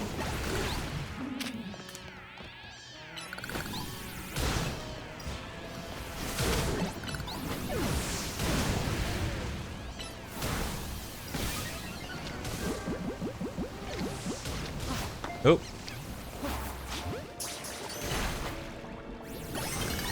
Hey, nice. All right. I do like how you see a lot of NPCs get their own Pokemon. Yeah, it's really cute.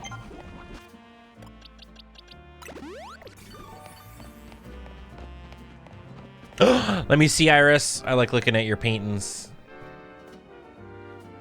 Ooh. Cute little moth folk. I like that a lot. Those are great.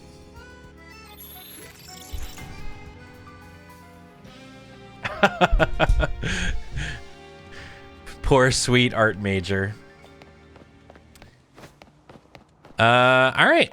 Next quest. We'll just keep making our way around.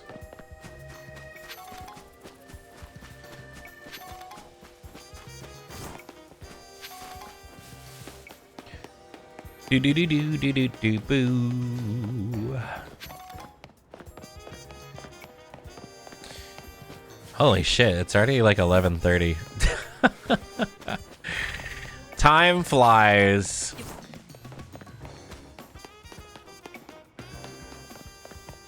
Yeah, the Mothman's caked up.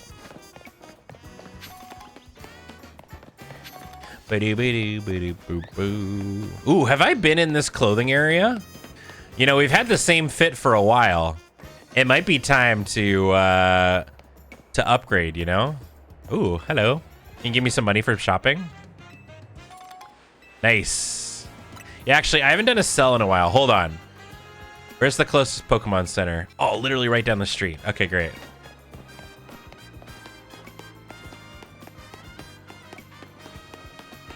The headphones? I mean, we'll get them.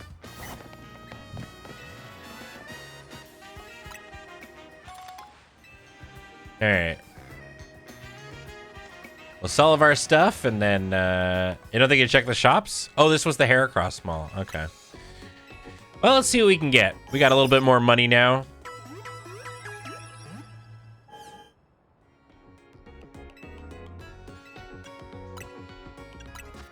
Whew. Look at all this dollars we got. Got like 38 tiny mushrooms. Yay, we broke 100.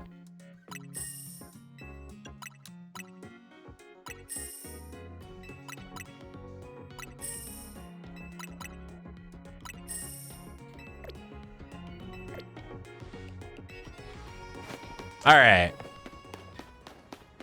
Let's go shopping. I think I can enter it from this side too. Yeah.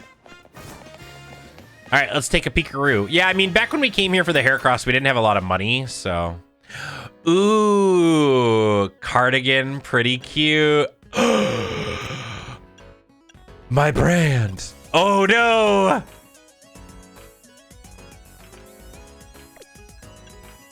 Oh, I like this a lot. Oh, I like that a lot. That's really cute. Those pants are also really cute too. The overalls?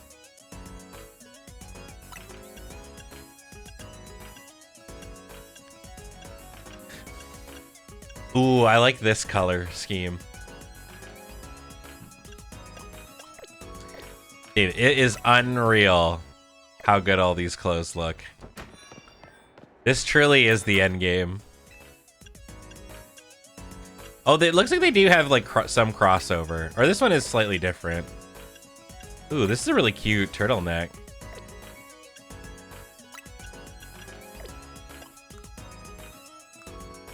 Oh. The coat? Who are they?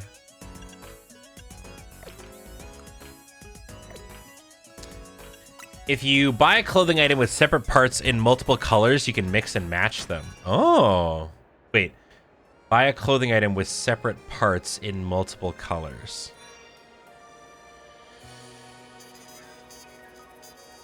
So like the pink overalls with the white top. Oh, I see what you're saying. Yeah. Okay. Okay. Ooh, look at the little go-goats on the oh, I like that. Short shorts. Ooh, overalls in the pullover. Kind of big into these overalls.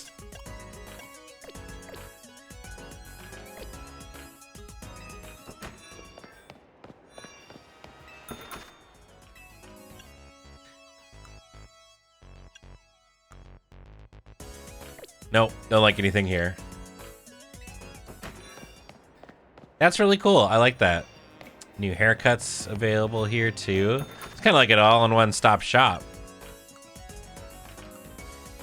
Ooh, the coat's kind of cute too. Oh, hey, this is the beanie that you can wear. Is it Galar that gives you this beanie? Cute little toque. Oh, those socks are really cute. Oh, ooh, I like the patterned stockings. This really fits with what we got going on. If I don't buy something new, I'm gonna grab this. Oh, you can't see it. God damn it. Sorry. Hold on. There we go. Look at those.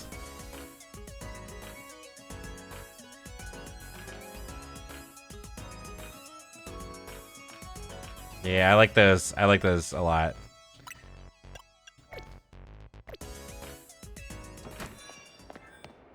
That's why booty shorts are king.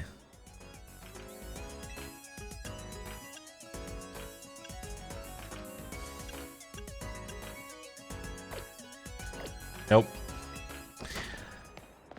You know, I'm kind of, over all of them, I'm kind of on team overalls.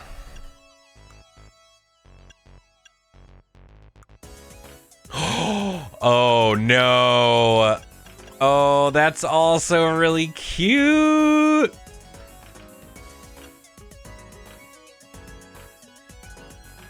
Oh, man. Oh, thanks, Sodium. Just buy everything? I mean, that's the goal. That's the end game. Oh, shit, I didn't look at the hats. We do still need a hat for this outfit. Headband, some gloves. New fit every stream? God, that's gonna get expensive. I think I'm gonna go get those overalls. I really liked the overalls. I think the second one, can't remember which one was the one though. Was it here?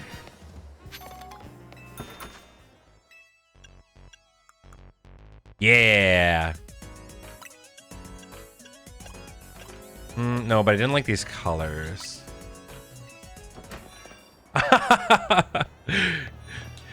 Shortash, I really like playing dress up with my dolls.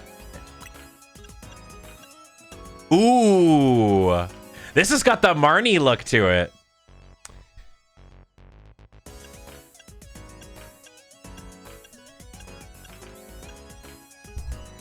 Oh, I like the green and the purple too.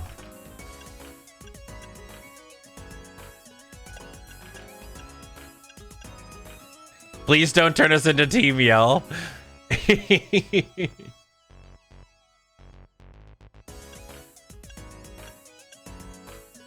Right, we can buy multiples to mix and match. So like, trying to think here. I got to envision it.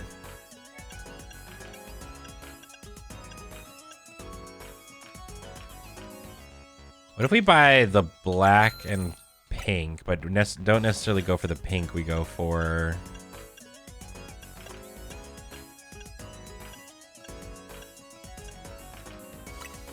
that. Because then we can do... How do I fashion on my own terms? Outfit and looks. There we go. Oh, you can set up custom ones. Okay, so if I do this... Holy shit, this goes deep. So if I do the black denim with the beige shirt...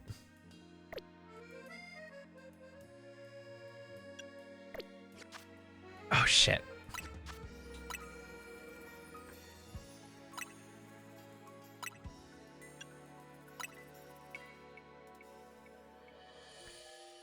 There. It does go with my hair.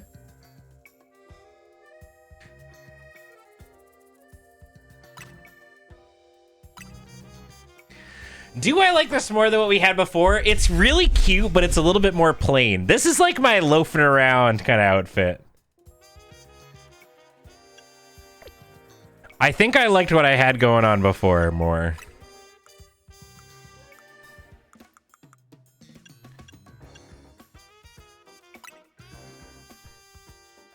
The teal isn't quite working with it, but...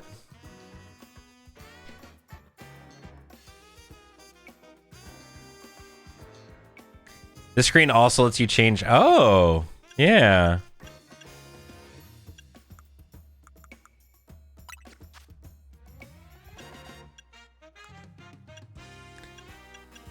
Wait, is there teal? Oh, we could match our eyes to our outfit there. So if I can't remember where I bought this. Oh, wait, I kind of do. Hold on. One sec. I think it was over in this area. So now that we know that, because I liked the black shirt, but if we wanted to change the underbit, I think it was one of these stores.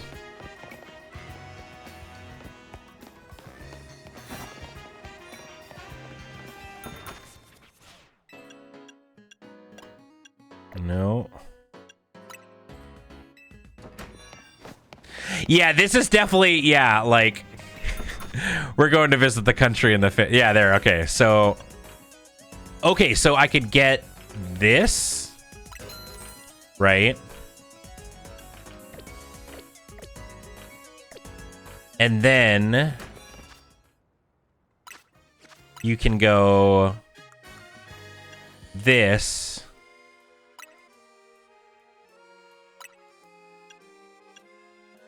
With that. Hey! And then back into that.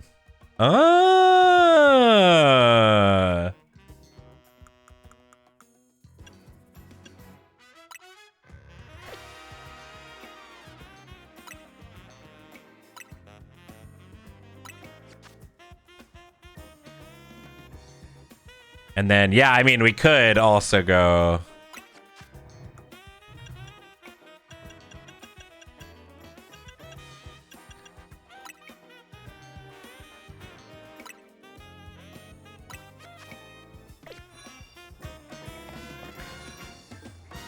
Cute.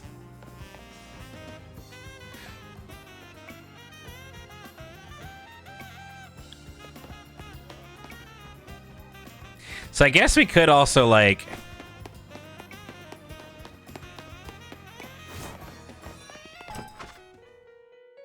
because then we could go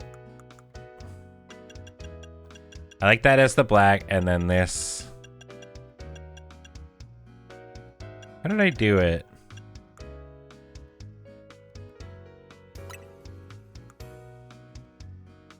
Oh, right. And then this side. Yeah.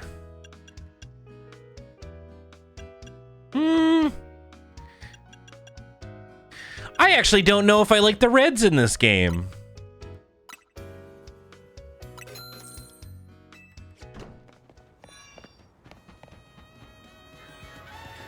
I think it's a. I think I liked the. It's a little. Yeah, I think I liked our tan sort of color.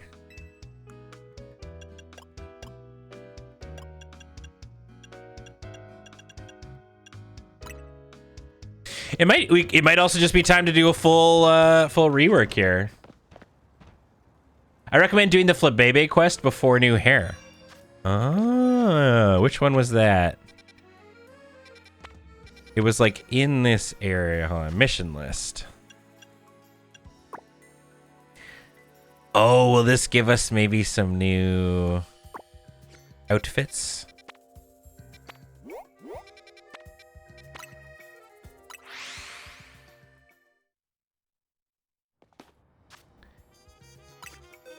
Okay, she's over here. We still need a blue one? Nope, I got them all. People keep saying I need a blue one. We got a blue one. So they're right here. Think.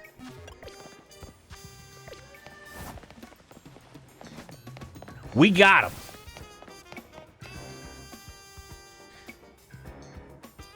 Please show me 5 Flabebe. I have a red one.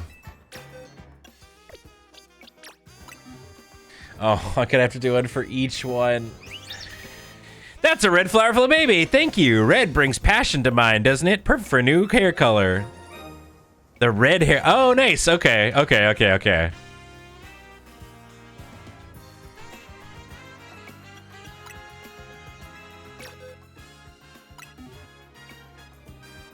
Yeah, but what if we got a blue one? Yellow's so cheerful. Perfect for a new hair color.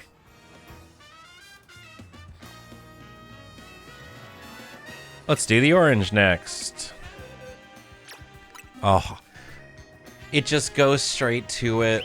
Oh, Pokemon Company, you've come so far.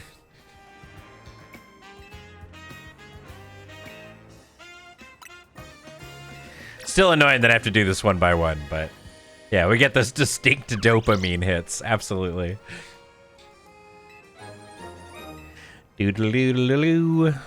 All right, and finally, the white.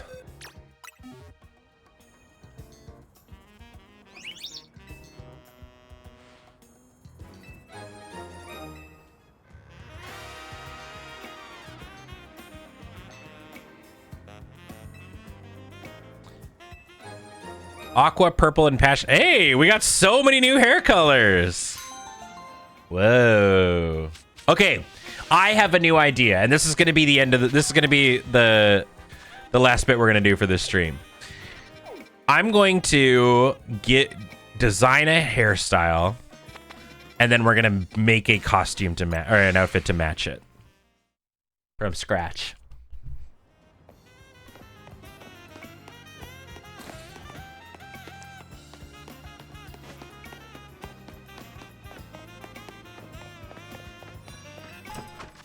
All right, so let's get something cute. We got so many new colors of hair too. Ooh, I like how some of these really come together with the various like designs.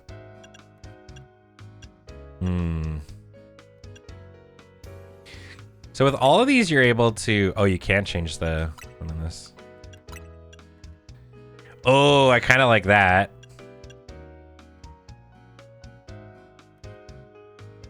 When I was a young boy.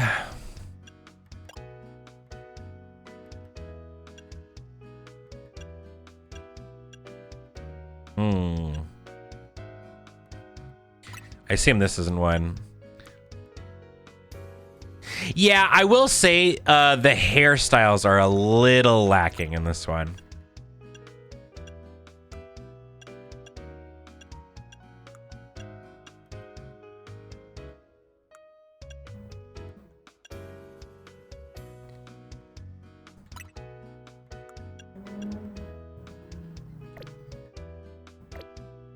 That's true. We could go with the hat investment. You know me. I'm such a short hair fan.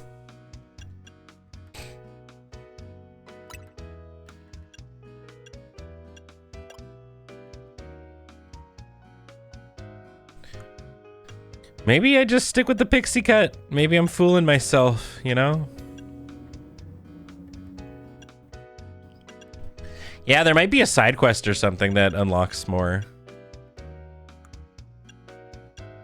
Oh, wait, hold on. Which was the... There's no one for slick back.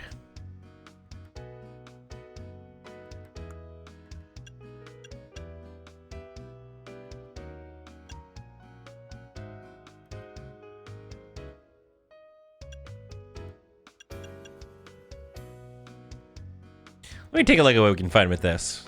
So we got all kinds of new colors. The pink is really cute.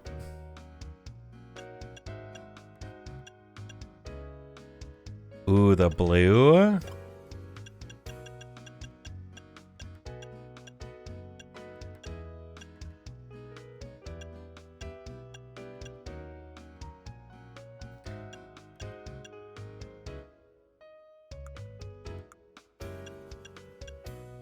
Hmm.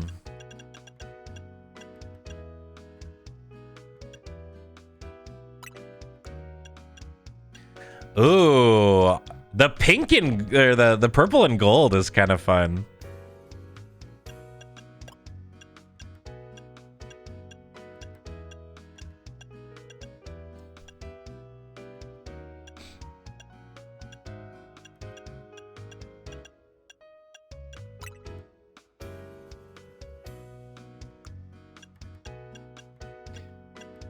Ooh, you could also do something like this.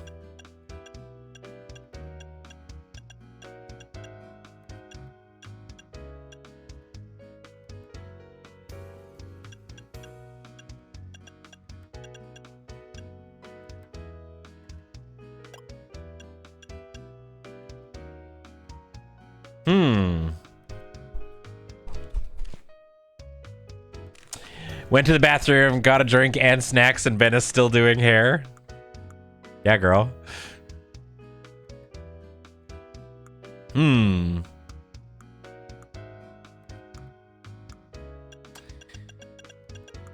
Nah, you know, chat, I think I just perfected the hairstyle. I'm a big fan of the pixie cut. Whoa! That rules! That's so cool!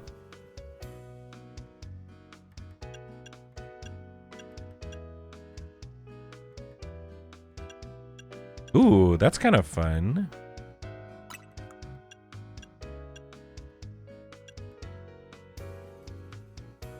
Oh.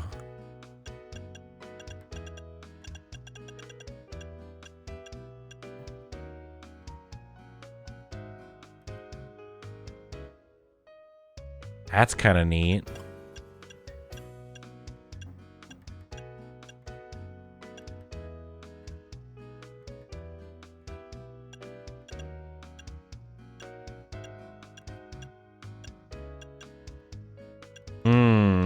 There's so many good options. I'd be stuck here forever, y'all.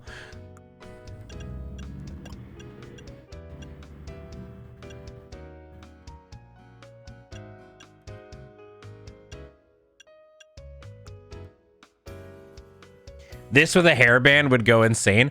With the headphones.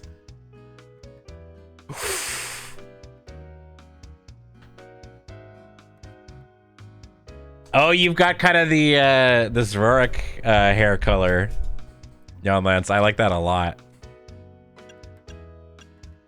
Okay, what about like, hold on. I like that. But then if we do kind of a, like an olive.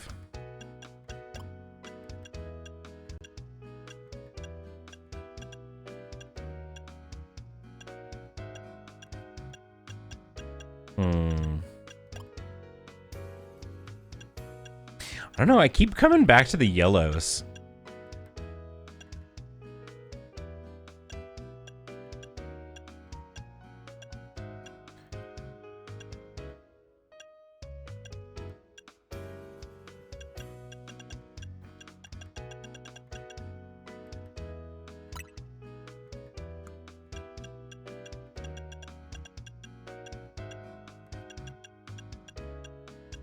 Here, actually, I have an idea. One sec. Hear me out. Fuck. Wait, where are the headphones?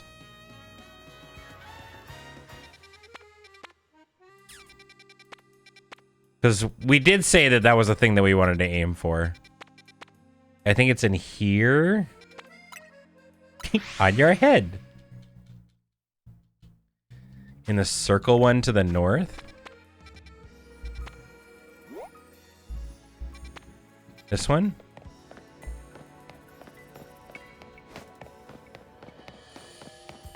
I think I remember it being here. Yeah. And it was like...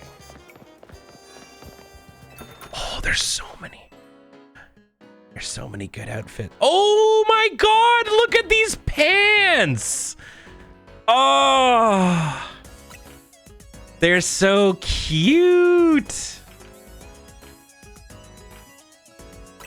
50,000. I can't just get them. That's like half my money. This is the bougie one, isn't it? Oh, that tracksuit, that jumper is also very cute.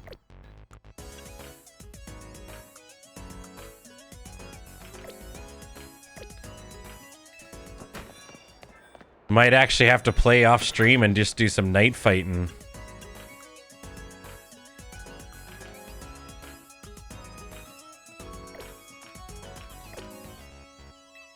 Yeah, I could do some off stream night fighting. Ugh. Ah, there we go. Okay, so yeah. I do like that. Let's get these. There we go. Our 50 grand headphones we have finally purchased. And it's purple and green that we kind of want to go in a match of. So, buying some things with the knowledge that we're going to... Oh, wait! Hold on. I know exactly what we need. I have a vision.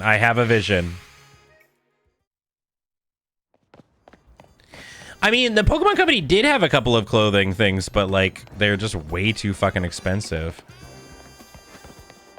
Was it here?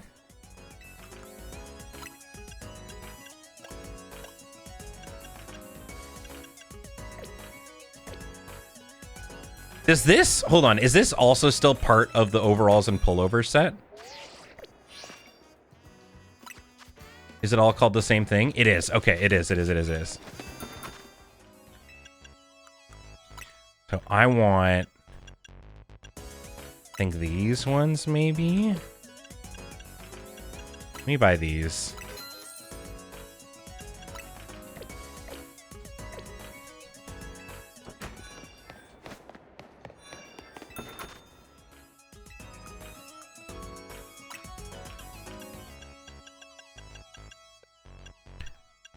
There it is. Okay. Wait, actually, hold on. Was there one that had a purple shirt, just in case?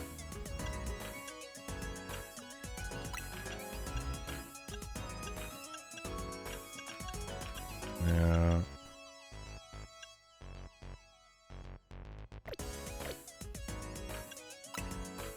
Okay. I don't know if maybe we might be overdoing it. We might need something to pull from just purple.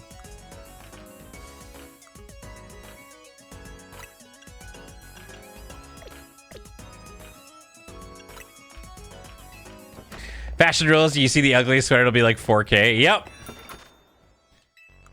It do be like that. All right.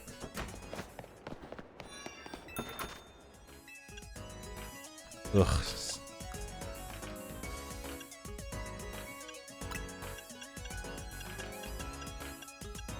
I think I need a third color to do some, to pull away.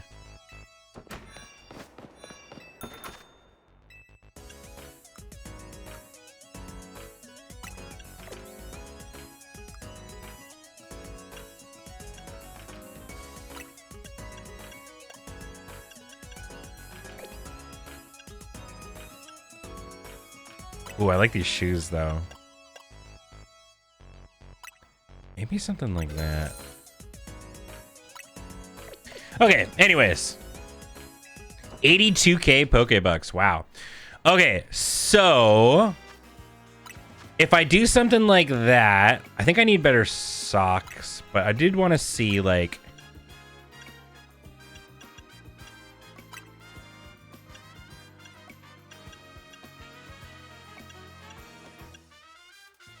so is that just too on the nose? Is it too much like our overalls, or do I like that? Could also go black with the olive and then have a purple pop somewhere else.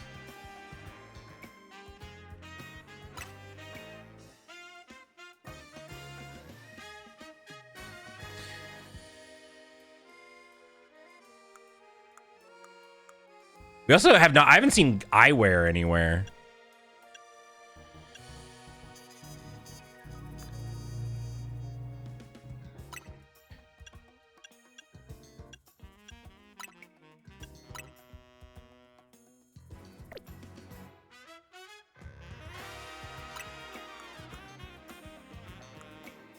That's what I'm saying. We need something like on our face too.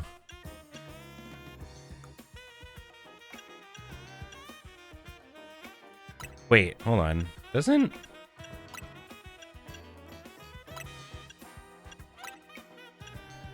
Oh, that does match our...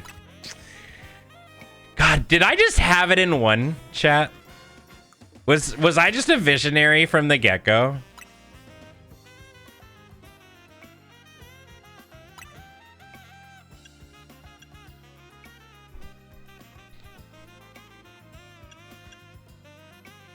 I want to lean in a little bit more to the teal.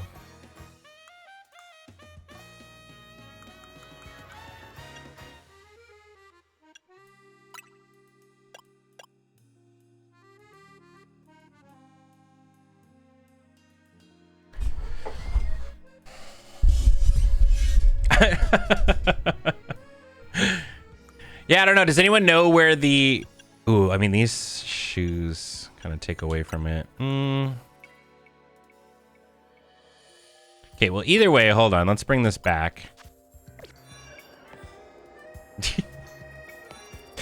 We need like I need like a glasses place.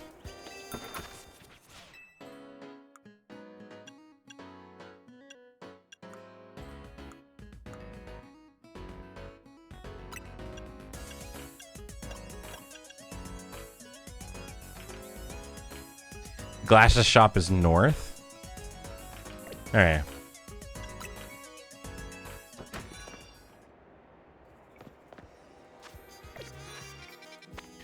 Probably like in, maybe in there. I mean, I guess, hold on, we could just swap it to day.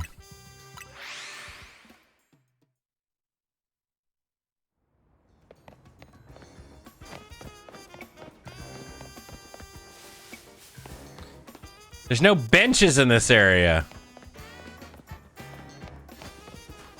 Where are the benches at?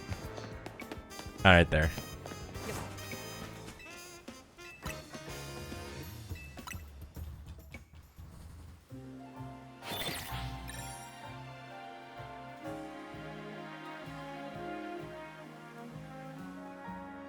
Yeah, right, Odium? It's so messed up. It was the first thing we all noticed.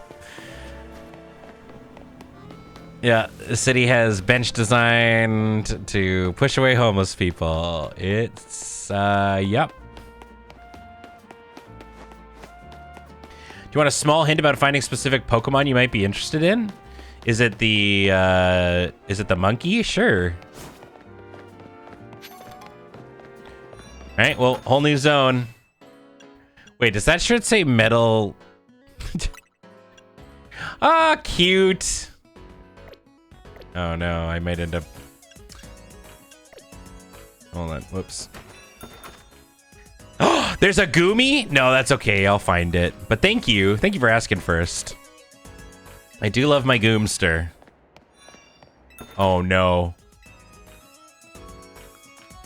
Ooh. Oh, we found the best. Oh, they're all so good. Okay, hold on. Purple shirt.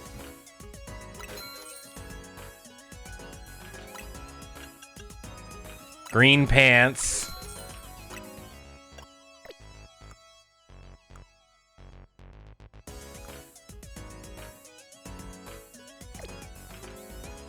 I'm taking psychic damage from the pretty clothes, yeah. We're running out of money. All right. Dude, this is the really nice store. Holy crap. Whoa!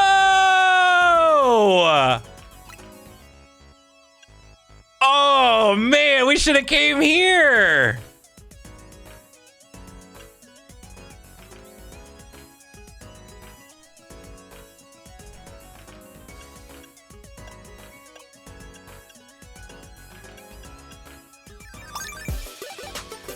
I mean, yeah, they're cheapish. None of them are really... None of them is like in the color I'm looking for, though. These are all pastels, though. That's really nice. Yo, Faultpire, thanks so much for 88 months. I was wondering if you were going to give the new Digimon a shot afterwards. We've been talking about it, and I honestly, yes. I'm thinking about it if we end up picking it up.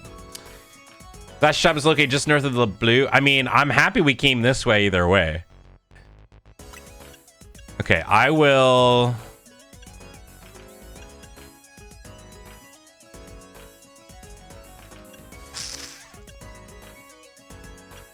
God, I really like these.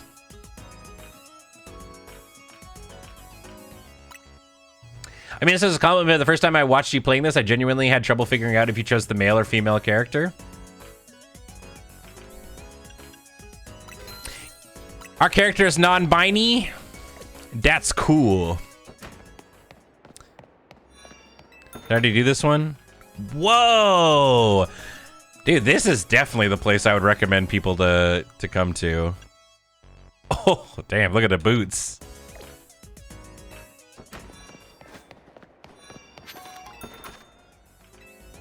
Ooh, those gloves are really cool. These shoes are also good.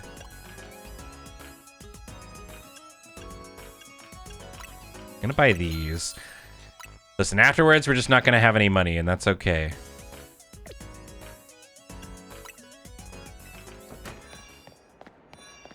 Oh no! I saw... Oh! Oh, man! Oh, the yellow!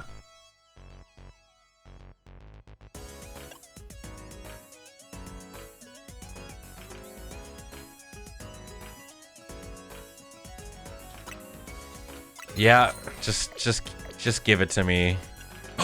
Look at the tights! Okay, we're buying this.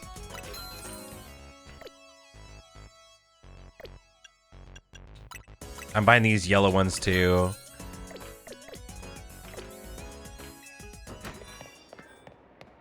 There's so many stores, this whole place! Okay, hold on, while I'm here. In the end, I think we're gonna end up with this. Ooh, I actually kind of like that olive into this, but we're going olive into...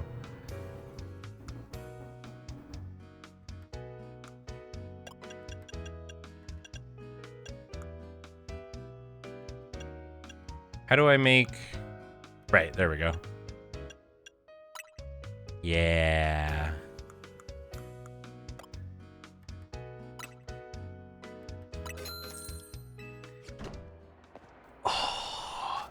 Oh, it's coming together, y'all.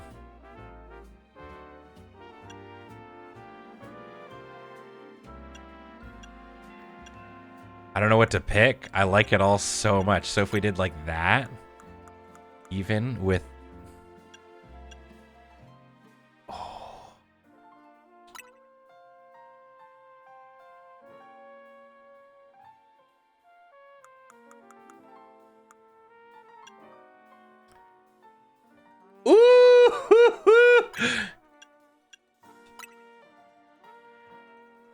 I think we need like slightly better shorts.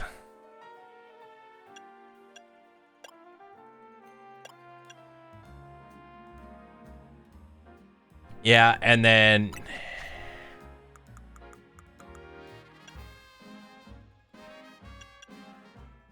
like the purple.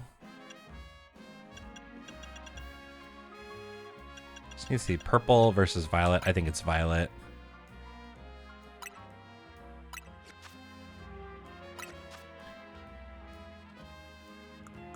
What do we like more?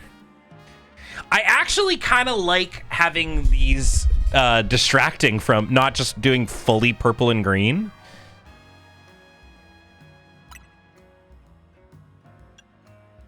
What do you think?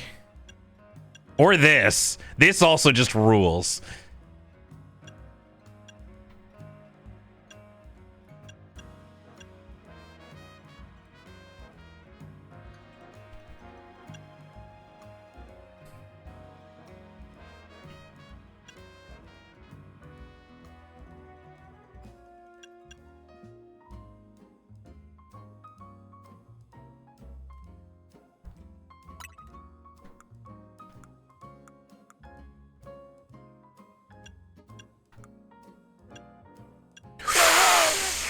Oh, the shoes. Oh no, hold on. We're still working.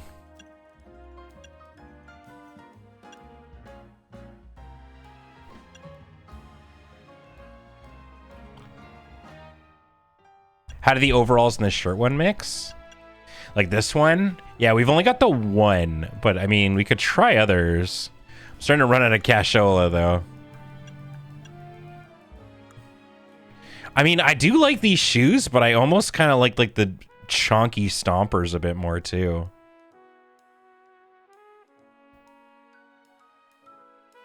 How many sellables? None left. I mean, we got Pokeballs and potions.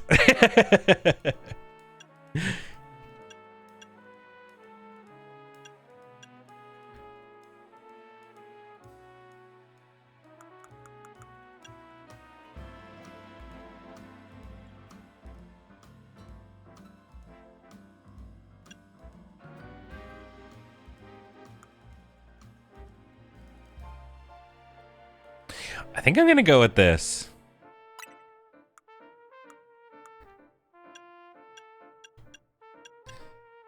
Oh, the yellow actually kind of works here.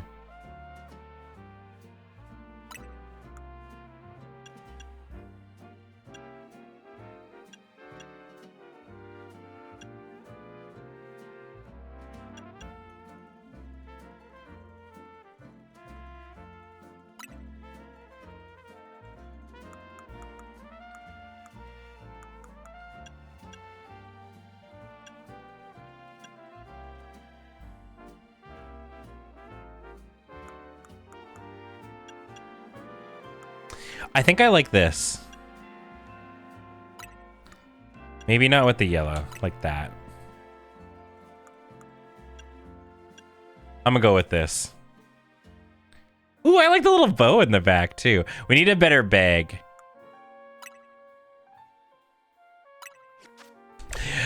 Yeah! Oh man, we look great. Look at that!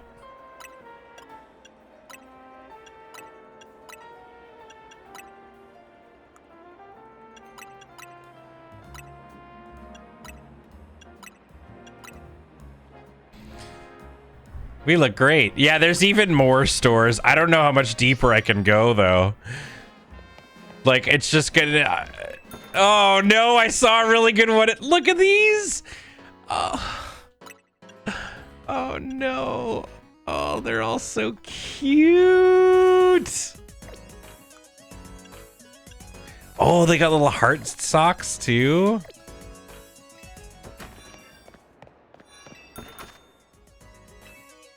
Oh, that's really cute.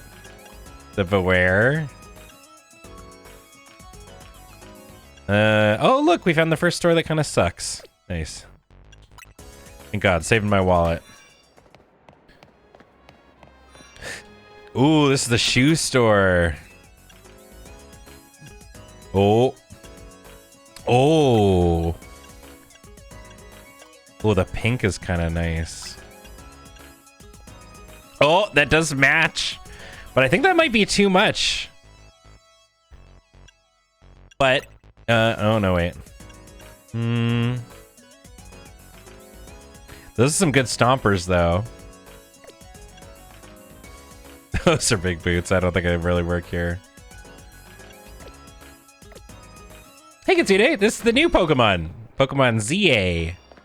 Oh, this place also has headphones. Oh, this is the more generic ones. We have the most expensive ones.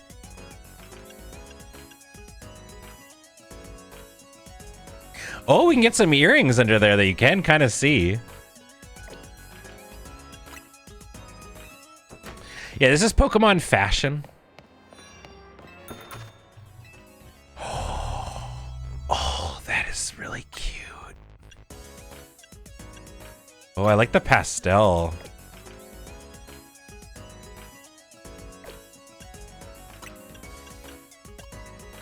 This is some Hot Topic ass.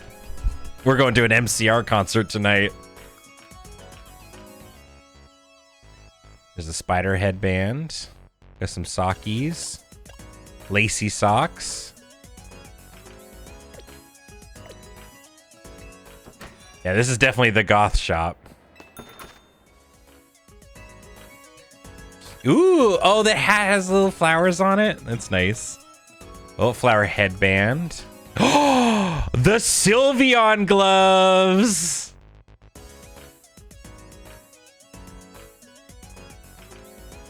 Oh, sorry.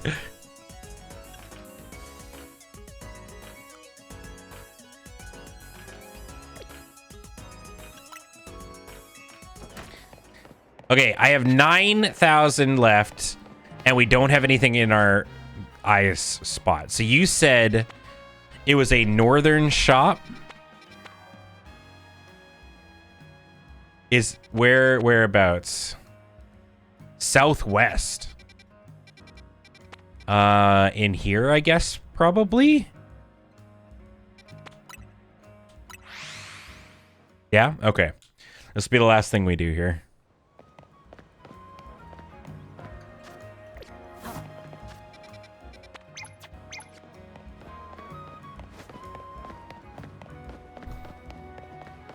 Dude, we look so good.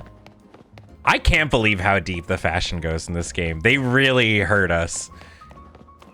All right. I assume it'll be a store that like specifically has glasses out, but hey, I mean, oh, this one. Oh, that's it, eh? I don't hate these. Oh. Ooh. Yeah. Okay, hold on. These are looking pretty good.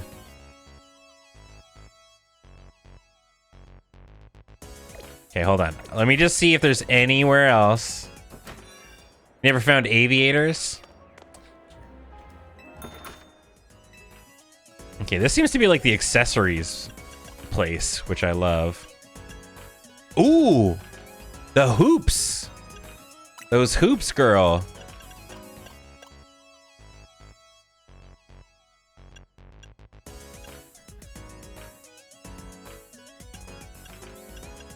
You know, so they literally do have a color that matches what we got going, but I think having these to kind of... I'm gonna do this.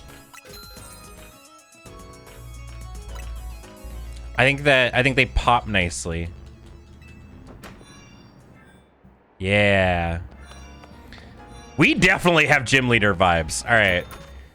Let's just see anything else. This is Straight Man Emporium. Yep.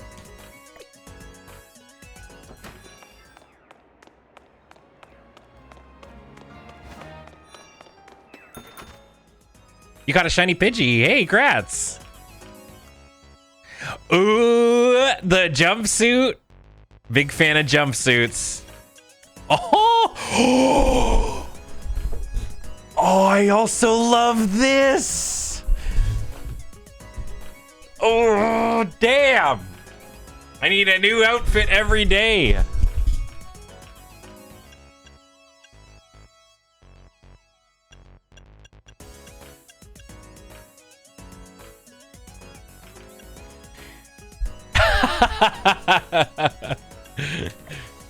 Well, you know, it calls them. Ooh. Ooh. I mean, okay, we lose the socks.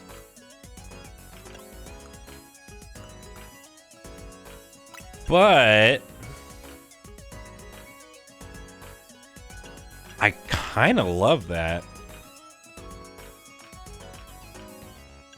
There's some really fun colors.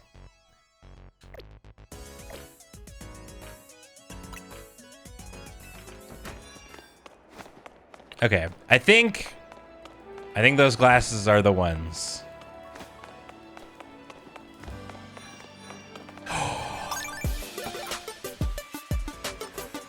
Oh, these pants. Yalk! What's up, buddy? 95 months. Hello. Welcome back. Hope you're doing well. Oh, those shorts are also really cute.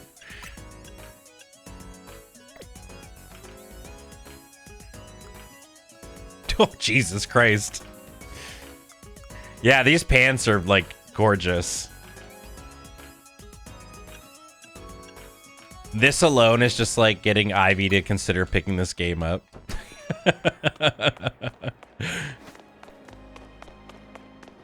All right. Anything else? Nah.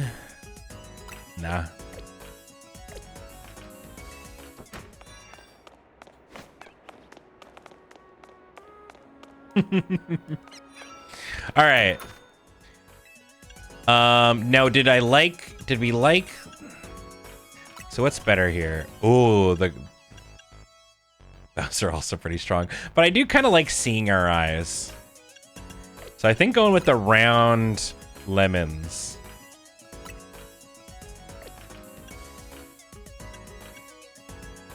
The peach are also kind of cute.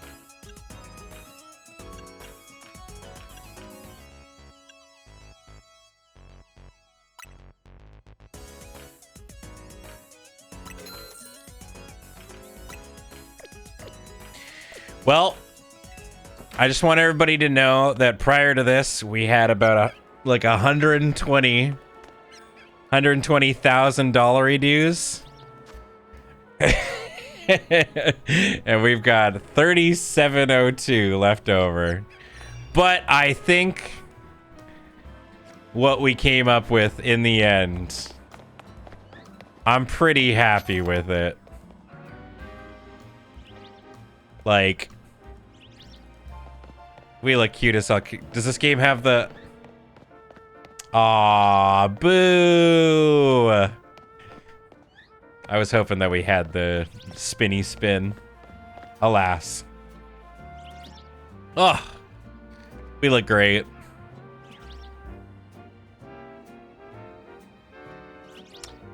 I mean, just 100 we made money at the end. Yeah, it's true.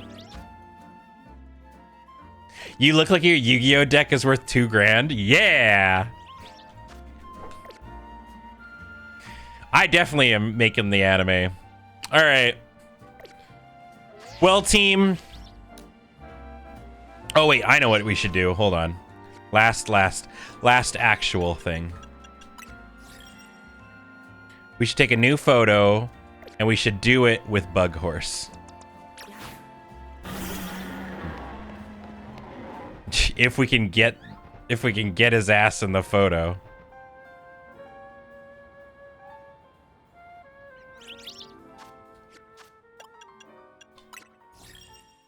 Change photo.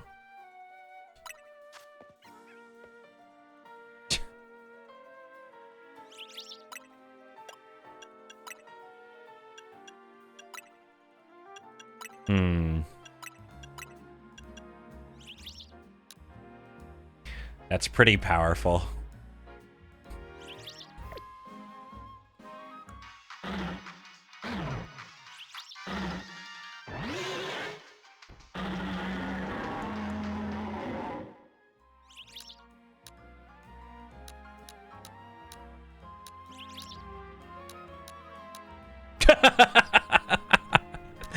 The fisheye lens not great. I think no filter is just better. Okay, so now if I can go like this. What's the zoom in on this again? Right.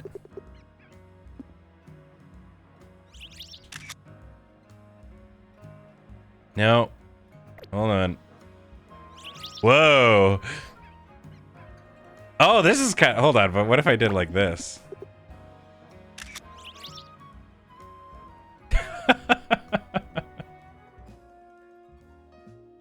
It's the little square, not the whole screen, right? So I guess like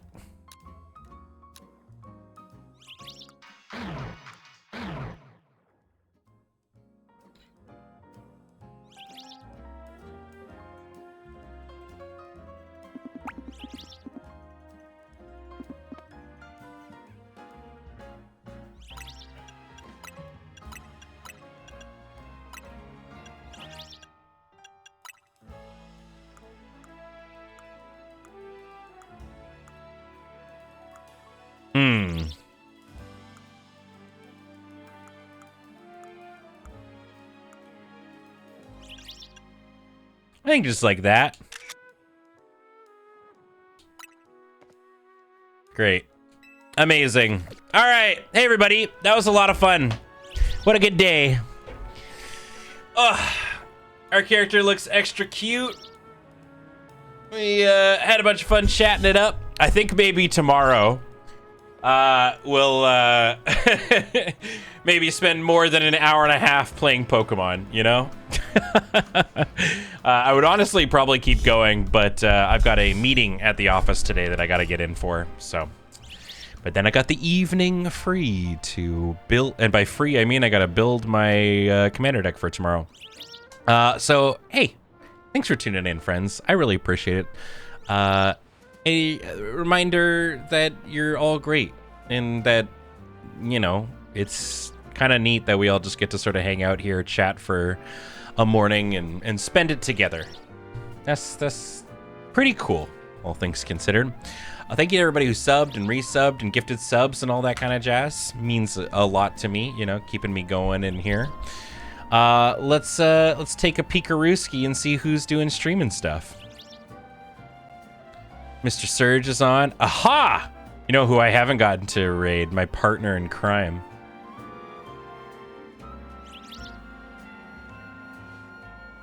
Hell yeah. All right. Raid sea bats. Dink. All right. Everybody go say hi to Adam. My boy. My partner. He means so much to me, you know? Wait, Adam's power what? No, sorry. Oh, you thought I was talking about Surge. No.